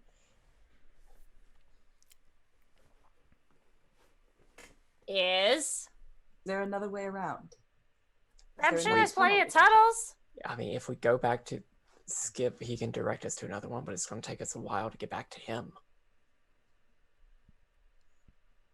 So it's either go through here where they know we are, or go around and then cave them in on the other side if we can get around. We're not going to cave in any more fucking tunnels. That's gonna take I'm- too much time.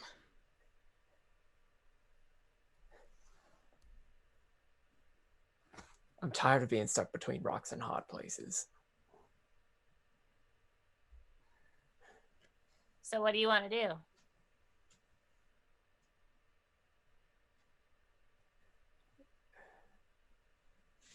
Indoor, do I have any... I don't have any semblance of how quickly I can get done.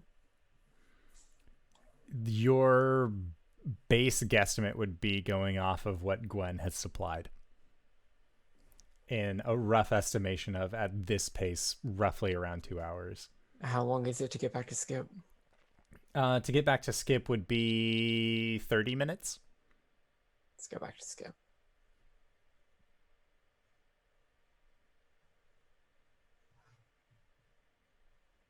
Walk away. Cori sets the driller on fire.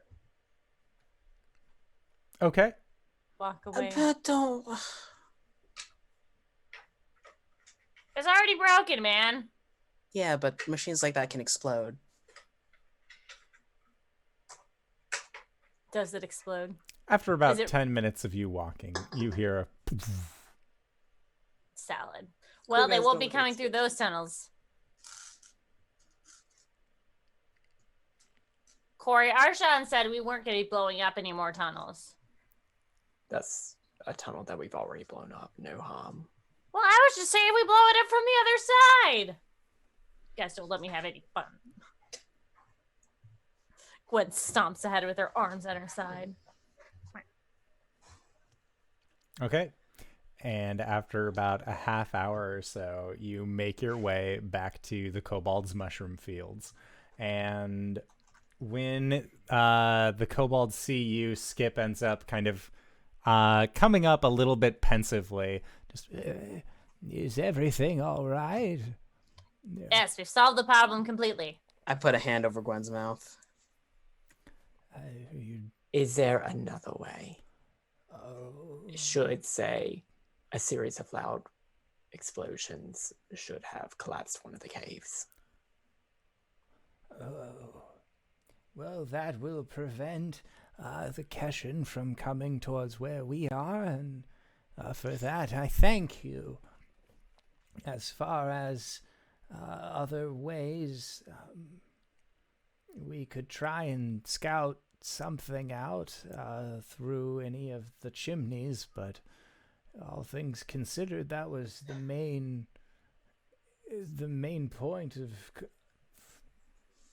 traffic between our layer and the one above. How big are your chimneys? Can they fit Arjan through one? Ooh. Possibly. I am not one of the blessed winged. And Skip motions. He doesn't have wings at all. I've never been up, but I'm sure that we could investigate. Okay. A secondary plan. Sorry, God. I'm not sure that we have a lot of time. Does anybody here do surveillance on any other routes? I can ask. There are a few, but whether or not they found anything that would be able to accommodate you and yours is something we don't typically look for. Gwen licks Caelum's hand. You taste acid. Gross. Exfoliating. She does not stop until you take your hand off. Pant's still there. That's fine. He's learned to ignore it. Caelum will turn to Arjan. If we do find a cave that can, well, a chimney that can accommodate you, we can try and fly up through it and then land boots on the ground. The area around here is heavily patrolled by the Keshin. There are camps in the parks filled with goblinoids. I don't see if we have any better options. Yeah. Skip, can you scout out a chimney for us? And Skip will nod. And then one of the couriers that Gwen you recognize as Sod is there, that is just sort of like hopping in place from one foot to the other. Skip will say something in Draconic to them, and Sod will nod, and then just faster than you can possibly perceive, like it's like they leave the outline of their character behind, and then the outline just rubber bands up to where they are, but at this point it's just a dust cloud as they race off to speak with the other kobolds. Hand is off Gwen's mouth, rubbing it on pant leg. I know that one. Anyways, so we're gonna attack from the sky. They'll never expect it if they think we're underground. The problem is the spotlights might catch us in the air. What time is it? Isn't it like 2 in the afternoon? Gwen has completely lost track of time underground. It's around 2 to 3 in AM. the morning.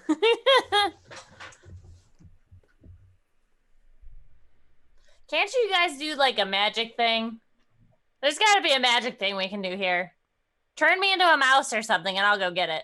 The magic thing is for us to fly through one of the chimneys using a fly spell. Yeah, but that feels like we're putting a lot of danger on. Can't you make me look like a goblin? Caelum will bend go down. where? Into the thing. Into the chimney? No.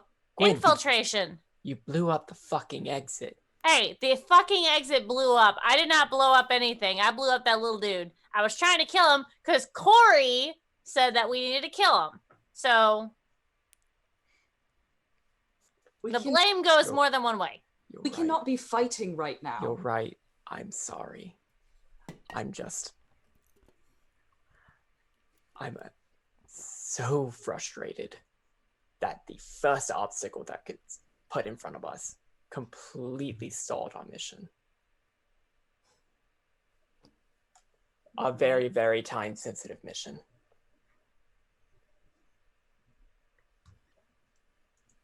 God damn it, we're supposed to be the saviors of the fucking world. How?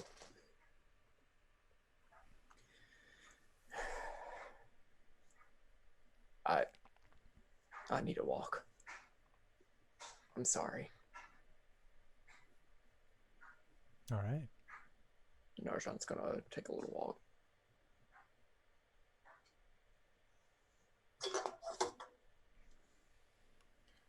Well, now I feel like I did something wrong.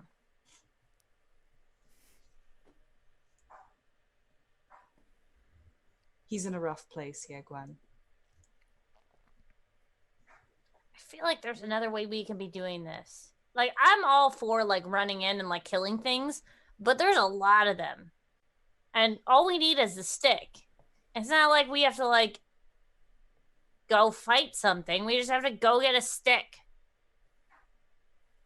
Gwen, we have to work with what we have. And I don't know if you've noticed, but I'm not a very quiet person when I'm casting spells. Cori's not a very quiet person in her armor. You're loud as hell, too. Stealth is sort of an option for us, but I don't think we could pull it off. Then perhaps the solution isn't stealth, but a distraction. That is exactly what I was thinking. If being big and loud is what we're good at, then let's use it to our advantage.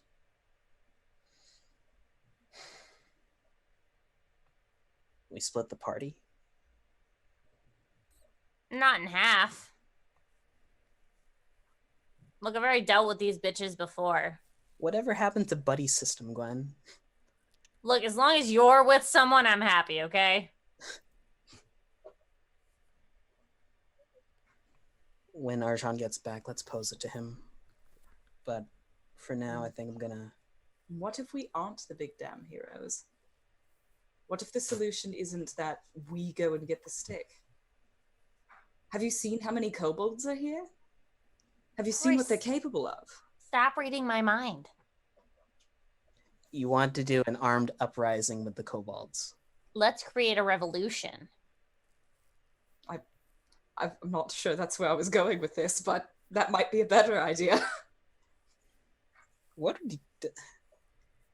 They're smaller. They can fit into places and sneak around and things. If we show up and start setting things on fire and just mobilize everything towards us, then it'd be a little bit easier for a little winged kobold to flutter in and Grab the find stick. a stick.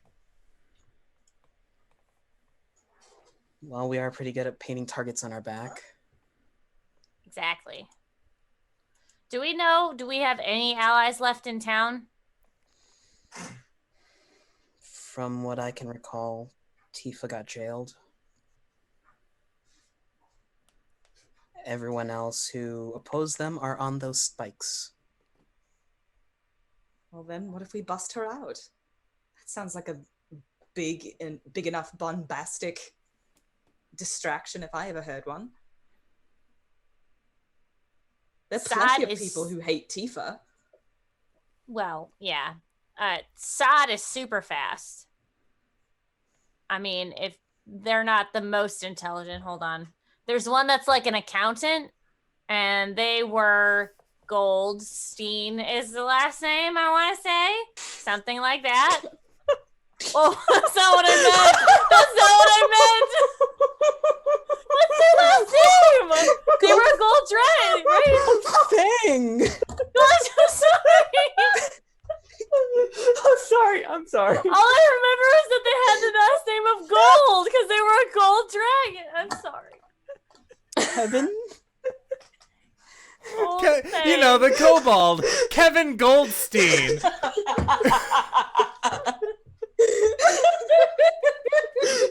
I'm sorry. No. Good night, everyone. It tracks. His name is Kevin.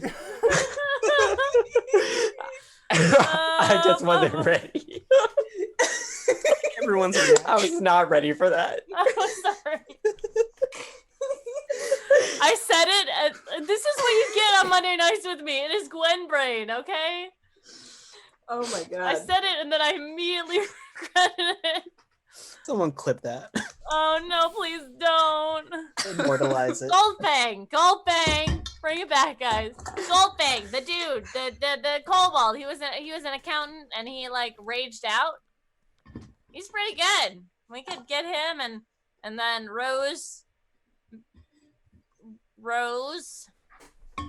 was her name. Rosemary. Their name. Rosemary. Sounds right. They were pretty cool. I don't necessarily recall what they could do, but they seemed pretty helpful. It's been a long couple hours, okay? All right. I remember. Sorry. I remember. Gwen doesn't remember. So we've got the semblance of a plan. I think it'll work. And if not, we're going to get killed in a prison. So there's that thing. Oh, you think I'm going to let them imprison me? Sorry, Gallo humor.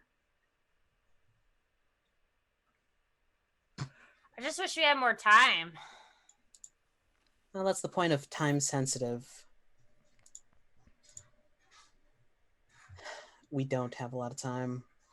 We don't have like any illusionary spells or anything like that, right? I don't have it. I have it in my book, but I don't have it memorized today. I have silent image. It's only good for about 5-10 feet. Oh. Well, I was thinking if we made it look like our ask was back. That might be something. I don't know, I can come up with a lot of plans, but they all have to do with nonsense magic bullshit, and I don't know how to do any of that. Indoor, I didn't have anything prepped, so after about like 30 minutes or whenever dramatically appropriate, Arjan will return. Okay. Yeah, I didn't know if you were going off to like have a one-on-one with Tiamat or any of those kinds of things, or if it was just to blow off steam. Yeah, if there were any of the party members going to go after Arjan after he had taken a leave. Oh, we've been talking, so... And I kind of want to do a short rest real quick. Okay. So yeah, Arjan, you come back and it would appear as if your party has begun the process of beginning a short rest. Skip, ever come back with something?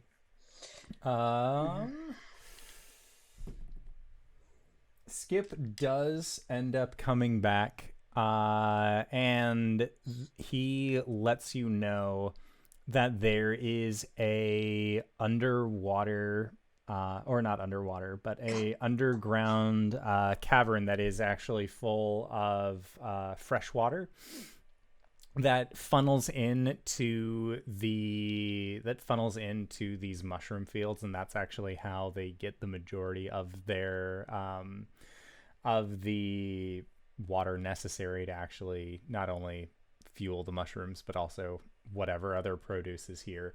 And there, after he had spoken with several of these other kobolds, there were actually chimneys from there that looked like they at least went far enough upward that they led to the outskirts of the island itself. So kind of on the same cliff face that Caelum, you know that this winged kobold had led T-Can and the two Chucklefuck boys.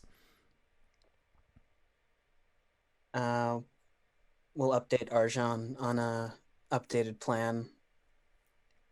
So we were thinking, instead of going after the Gulthai staff, what if we cause a distraction and let some of the kobolds handle the retrieval? All right. What's the plan for getting up there in the first place? There's a chimney in one of the caverns that funnels fresh water down to the mushroom fields. It's right on the outskirts of town.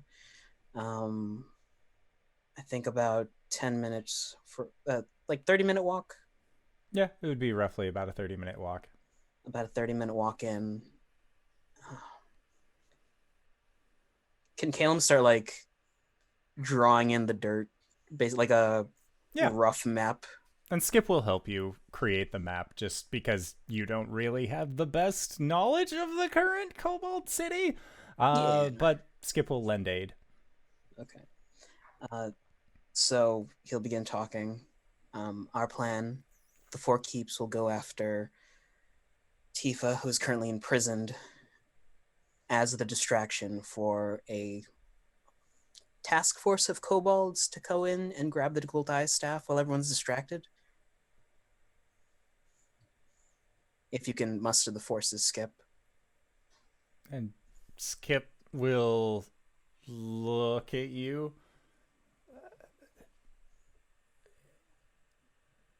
we would die. Not if we do our job.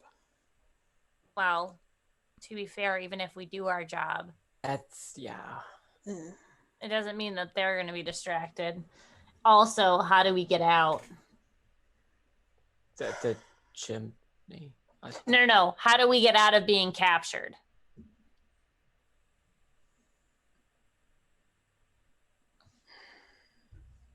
If we flew up, even if we stormed the head base, without ample power, we wouldn't be able to get nearly as far as you think that we would. We have numbers, yes, but they have actual strength in their numbers. We just have brute force, but theirs is calculated. We would be sending women, children, anyone who could carry a blade into a field of uncertainty. Well, I don't want to do that. Scrap that idea. Well, looks like we're going stealthy ourselves. I mean, they have no idea what we're after, right? No, but they're all still going to be on high alert. I'll circle where I know where the goblin camps are. However, they all are being drawn to someplace right now. Now's the time to do it. Skip, can you all evacuate? We can go deeper into the tunnels, yes. That might be a good idea. You should do that. Might be coming here. They weren't that far. Their machine's broken, though. They were about 30 minutes away before we blocked off the path. It would have taken us about 2 hours from Gwen's estimate to break through. It would probably take them a lot less. Well, no, because the machine blew up, too. So, like, there's... We're assuming there was only one machine. They could also go around, if anything. Well, we couldn't go around, so they can't go around, okay? Sorry. I will rally our forces, and we will do our best. Yeah, just keep your people safe. We'll do as... The thing is, when we get the staff, we still have to get it to Arask, which is going to take time. So you guys need to be safe. It's not like once we have the staff that the thing's over. We can't do anything with the staff now, right? We have to get to the island. Not unless there are blights here. Okay. And Skip seems very somber, given the current circumstance. But they... Unless there was another super powerful Hail Mary weapon that Arask kept at his disposal. That's true. Help in this situation. Did Arask keep another MacGuffin? A what? What? Not that I am aware of. His sheer presence was usually enough to ward away any kind of ne'er-do-wells onto the island. We had systems in place. We had warriors at the ready.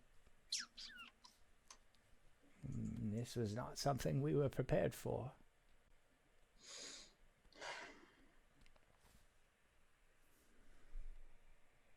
All right. So we hit the greenhouse, grab the staff, take the long way back to the chimney, just in case we're followed. I hope that we drew enough attention earlier. All right. We've got a plan. Yeah. Break. Make our way to the chimney. Okay, and Skip will nod, and you see him call for a small group of kobolds. Gurn is with the head of the Kobold Guard, and together, like, Gurn nods, the Kobold Guard, the guardswoman nods as well, and they begin to disperse and begin to inform the individuals that they need to be ready to move out at any time. And you see a lot of there are, like, some very stern-faced kobolds as well, and these seem to be the engineers, and they are going to be staying behind to actually try and throw up as many traps and deterrents as they possibly can to any kind of invading force, so that way they can hold out here for as long as they possibly can. And your group then makes its way to this underground lake. And from what you've been told, you're able to identify the chimney that you will need to actually emerge out of. So all that's left is the casting of said fly spell. Fly at 5th level, touching both Cori and Gwen on the back. Now, No? how wide is this chimney? Will it fit Arjan's wingspan? It will not fit Arjan's full wingspan. Gwen can climb up this thing first. She has climbing gear. And, like, rope you guys up. Thank you.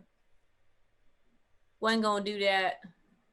Okay, it is like a hole in the ceiling. And the ceiling is quite some ways up, so you would need somebody to go up there first, make the first pitten. But if Gwen was the person flying and hitting it up, or no, let's not cast a spell yet. Let's have Arjan put the first pitten in, and the rope down, and then Gwen will. I would be able to get to, like, the mouth of the chimney, right? Yeah, you'd be able to get to the mouth. The You know that it's wide enough for you. Like, you wouldn't be able to do a full swoop. You would have to kind of have it be, like, closer, closer pushes with your wings, but you might be able to at least get up to a point where it then levels out. Yeah, as long as I can, like, fly up to a place where I can put a bitten for a rope. Yeah, you'd be able to do that. Yeah, I'm gonna do that. Okay. So Arjan flies up, puts the pitten in. So Gwen, you are then able to begin your ascent up. What is your athletics bonus? +6. Okay. Yeah, so I'd say that this is something that you'd be able to do with passive athletics. Woo! Cori, you and Caelum are looking up, and it is like 80 feet of rope hanging from the ceiling without any brace or anything, and Gwen is just, like, cinching her way up, no issue. I would ask if this is like one of your gym classes, but, like... Oh, I had 2 arms back then. We could tie this one around your waist. Hoist you up. You're gonna have to. Because the entrance is so high up. You next, I suppose? Yeah. If I slip at any point, don't try and catch me. No promises. It's an 80-foot drop. That's gonna hurt a lot more than just Caelum. Just tie it around your waist and I'll pull you up. Sorry. There's a kitten in my lap. It was like, what? He's gonna loop it around his waist, but kind of tie it in a harness. Mm-hmm. Gwen starts hauling. Okay. And Gwen, you can do one at a time. And after about... The whole process takes about a half hour or so to get everyone up to this... up into this chute as part of the chimney. And but you have all found at least some point of steady footing. Arjan, you no longer need to be flying. You can actually land on the ground, and you're all able to at least maneuver. There was no way Arjan was going to be able to fly up there. Oh, yeah. Up through the thing. So, yeah, he had to be climbing. Okay. And as you are all making your way up through this tunnel, I need everybody to make dexterity saves. As you're coming from a very slippery tunnel that is used for natural water to come through. Gwen is at the top just pulling everyone up. Yes, Do I need to this make a is save? after Okay. this is after you've pulled everyone up and are able to start moving down this chimney. Arjan, you got a 1? Okay. Natural And 20. 18. 11. Okay, so Cori, you and Caelum are able to keep your footing with relative ease. Gwen, you slip and begin to slide back down towards the open chute of this tunnel. Arjan, you also slip and very unceremoniously begin falling towards the lip. Once you fall down, but once you're in free fall form, you can just open up your wings again and catch yourself. There is no issue, but you see that Gwen is in the process of about to fall down this cavern. Thankfully, Can I attack?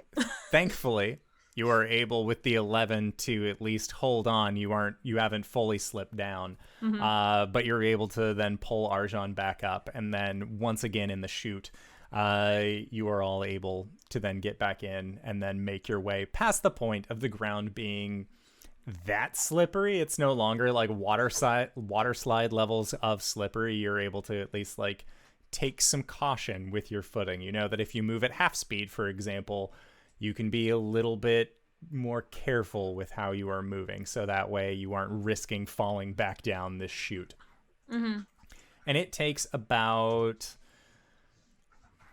would take about another 45 minutes or so to make your way out of this tunnel, or at least get to a point where you can see, peering through this opening in the side wall of the cave, what looks to be the mid-morning sky. It looks like your overall tunnel adventure has taken you pretty early into the morning, and you can see that the kind of pinkish orange clouds of the sun's first rays are peeking up through this hole that you know is more at a diagonal angle. That was originally just like a divot that rainwater has hit, but through the years has formed into this longer channel. Looking at it, you know that you'd all be able to at least like partially squeeze through it, at least to the point of being able to exit, but you have no idea how high up you are on the ledge of this cliff face or how close you are to the top, but you know that you are there with open air. What's the street look like? What's the what look like? Sorry. Street. Or are we on a street? You are not on a street. From where you are on the outside of the defensive wall that is around the upper part of the city. You are still on, like, you are coming out on part of the cave wall. But looking around, you can actually see that there is a sewer grate that is partially descended from where you are, and you know that if you were to get to that sewer grate, you could then get into the sewer system of the city. Are we trying to get into the sewer grate? It would That would probably be stealthy. it would probably beat walking on the street. Yeah. Cool. Yeah, we'll try to get in the grate. Okay. So Arjan, it is fairly easy for you to then like squeeze your way out of this hole and then fly down to the opening. And if you carry a rope with you, tie it off, Gwen holding on to the other, Cori and Caelum would be able to then cinch their way over. Looking down, you are hundreds of feet from the water. This is a drastic fall to what would surely be death waiting below. Thankfully, proper rope tying methods are recommended, and Caelum has a book about how to properly tie ropes. So it all works out in the end. and you are able to kind of cinch your way along the outer walls to then get into this sewer entrance. And Gwen, very easily, you are able to then kind of like pull the grate off and huck it over your shoulder if you would like, or you can try and like scooch it back into position once your group is through. We're being stealthy, okay? We're not just gonna throw stuff. She quietly eats it. No, I The don't. gentlest eat. I pick it up and then put it back. Okay. And so your group has entered into the sewers of Arathsk. Gwen has re-put the steel grate back in the way that it was previously. And you are safe. No one seems to have detected you during this time. Going deeper into the sewers, from where you were able to actually gauge, you are on the you're actually on the southeastern quadrant of the Isle, which is relatively near where the greenhouse is, but you aren't sure if the sewers actually run underneath that area of the town or not. Are there any utility markers in the sewers that we can see, or? Make an investigation check. 19. Okay, so with a 19, you are able to begin. You're able to begin kind of gauging where these utility markers are. You start recognizing symbols. They aren't written in common necessarily, but you see that there are symbols and then like a little depiction of what that area is. So you see that there is one, as you guys explore, that is what looks like a bag that has the symbol of a gold piece on it. You see one that is a series of small houses that look like they all have different religious symbols upon them. And you also see that there is one that just looks like a series of ships with an arrow pointing up that you feel would lead you towards the docks. And as you are all going through and investigating these areas, you hear a psst. Psst. Fuck! Oh, it's... Caelum turns. Yeah, and as you look towards where where the noises are coming from, you see a Corvid-styled Kenku just sort of like making a motion towards your group. Gwen waves like an idiot and moves forward. Is it Drev? It is Dren. Dren. Dren. What's up, my dude? This that? is bad. Yeah, no fucking shit. Where is Mara Lauren? Can you take us? And Dren nods. And after about 20 minutes or so of navigating these sewers, and at some point Dren will kind of hold up against a wall and make a motion with his hand, and you hear, Stand very still. They can sense movement. and it sounds like Fang saying this, and you have When no did idea. Fang say this? You have no idea where Dren and Fang have come into contact before, but it seemed to be doing something to do with things that moved, that knew where you were when you moved, and you see these kind of shadows play off in the distance and then move past, and then I think we're good. and then makes in motion again. And after about 25 minutes or so, through different chambers and tunnels, you eventually find yourself in this small secluded chamber. There is a couch that has been like set up against one side that has a blanket and a pillow that's been set almost in like a makeshift styled bed. and you see that there is a individual that has kind of sandy brown blondish hair that's more like grown out at this point. You don't know if they've seen a barber recently, and a little bit of stubble on their face, but you recognize this as your half-elven alchemist that you have in your employ, who then turns with a kind of wild eye towards Dren when they notice sounds.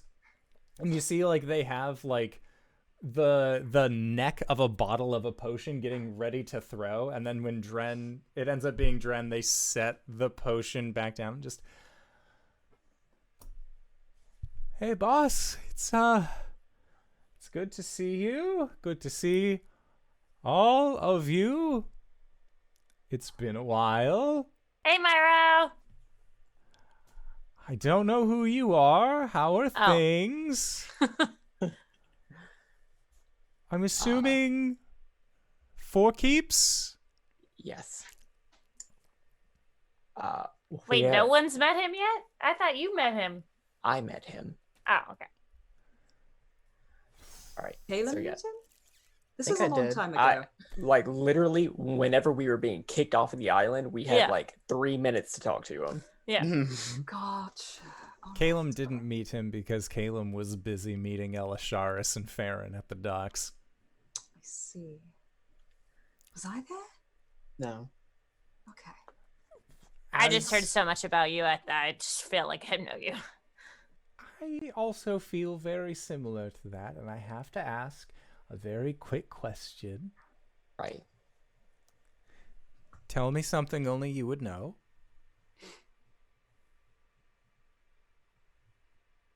That I Chair, not a also would couch. know. Last payment you sent through Macabre was however much it was. Okay, Like, that's fair. It was sent to Search earlier. It took a Nice. lot to get that money off this island, let me tell you. I assume that it did. Let's see if we can fix that. I would be very appreciative, because as much as I love the work environment that I currently have, and he motions to his small subterranean chamber within the sewers, I would like a proper office at some point. Maybe a desk that hasn't been moved through here. Oh, we're gonna make sure Rask pays up with whatever you need for all of this. We need to know the quickest way to get to the greenhouse. Oh, why do you want to go there? Because we need something that'll save the dragon. And then hopefully the dragon can fix all this. So he's alive? He's alive. For now. Yeah, but we gotta move quickly.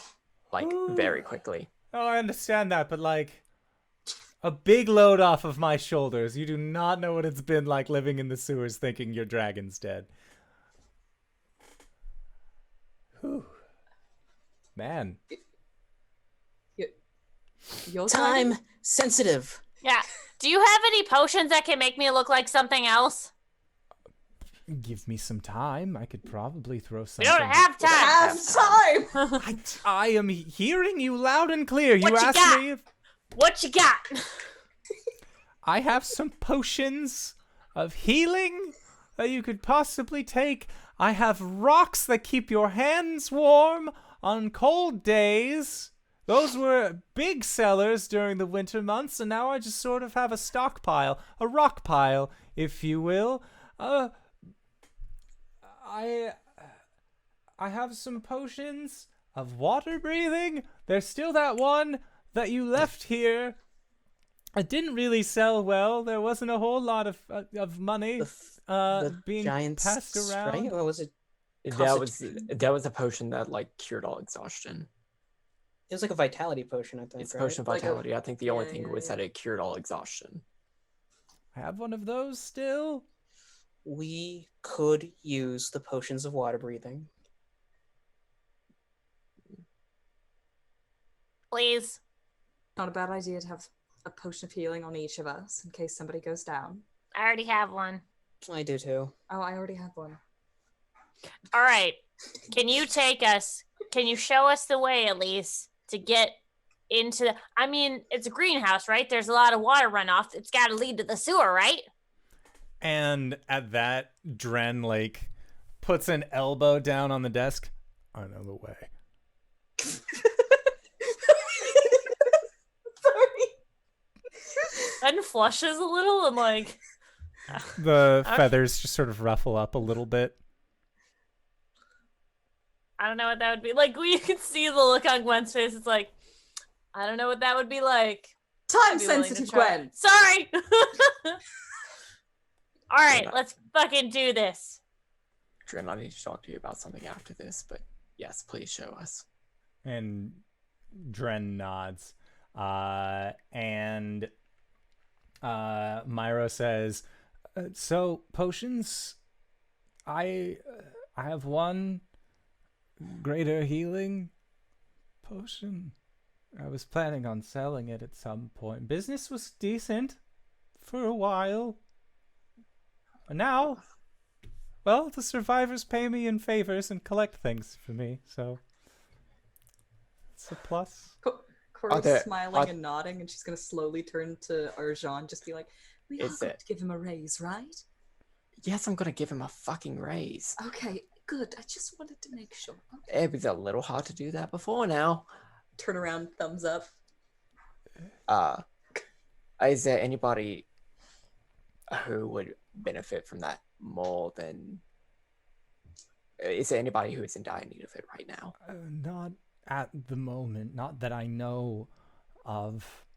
Anyways, people just sort of come to see me when the problem's already bad. I don't have a predilection as to who's going to get injured first down here. It's usually people who go up onto the surface to try and gain... I shove a sack of gold at him and I take it. It's 500 gold. Oh. Which I assume is the running price of a potion of greater healing. Thank you. If it's not, we will retcon that. It is the appropriate price.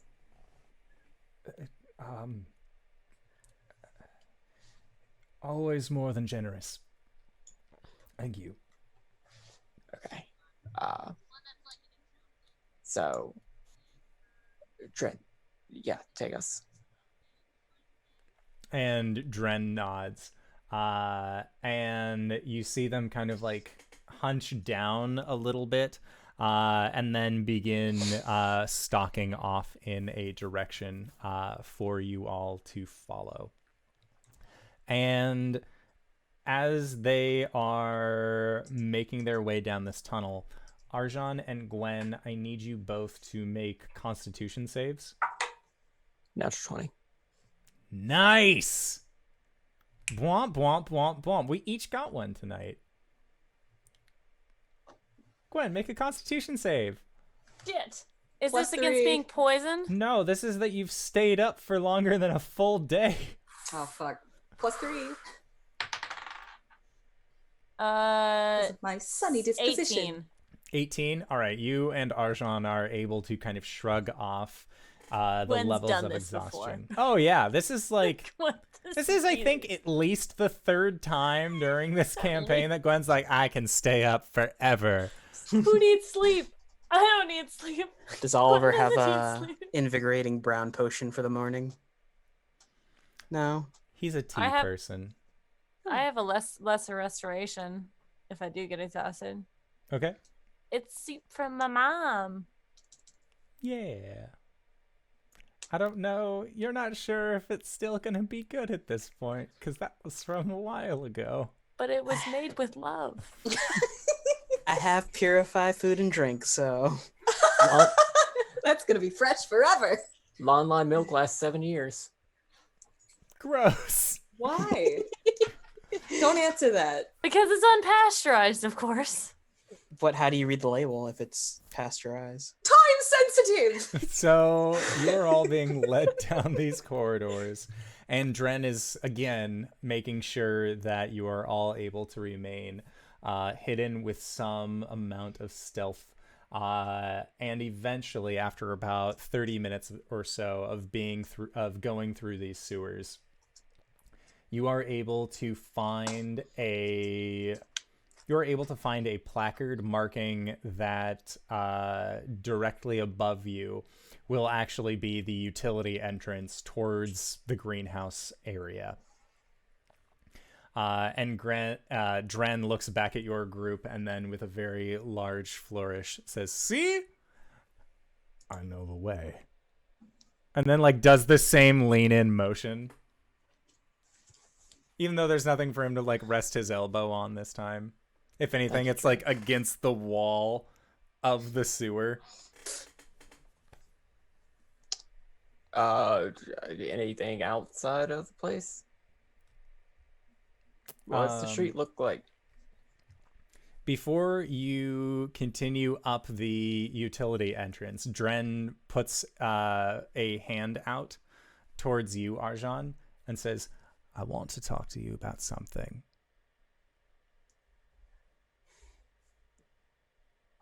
I mean, whenever we get back. And Dren will then give you a wink and a finger gun.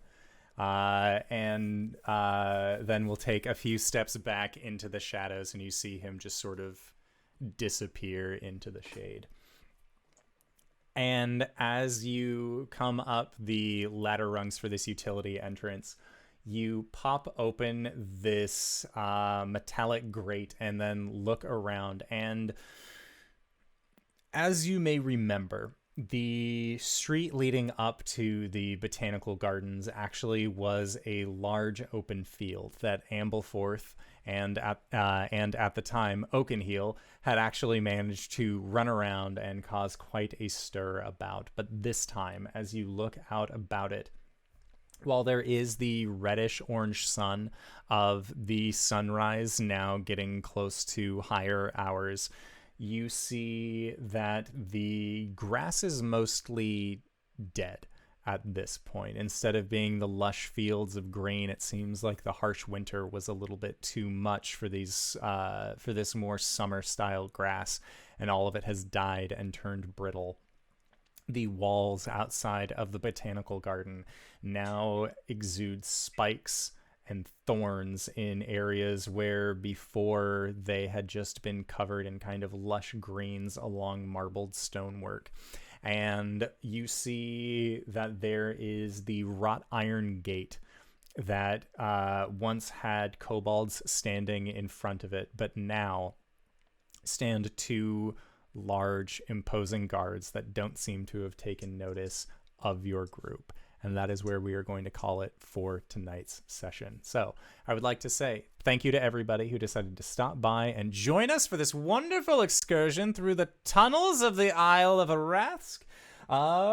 We are going to be going into our after show here shortly. But before we do, hey, RJ, where can we find you? What do you do?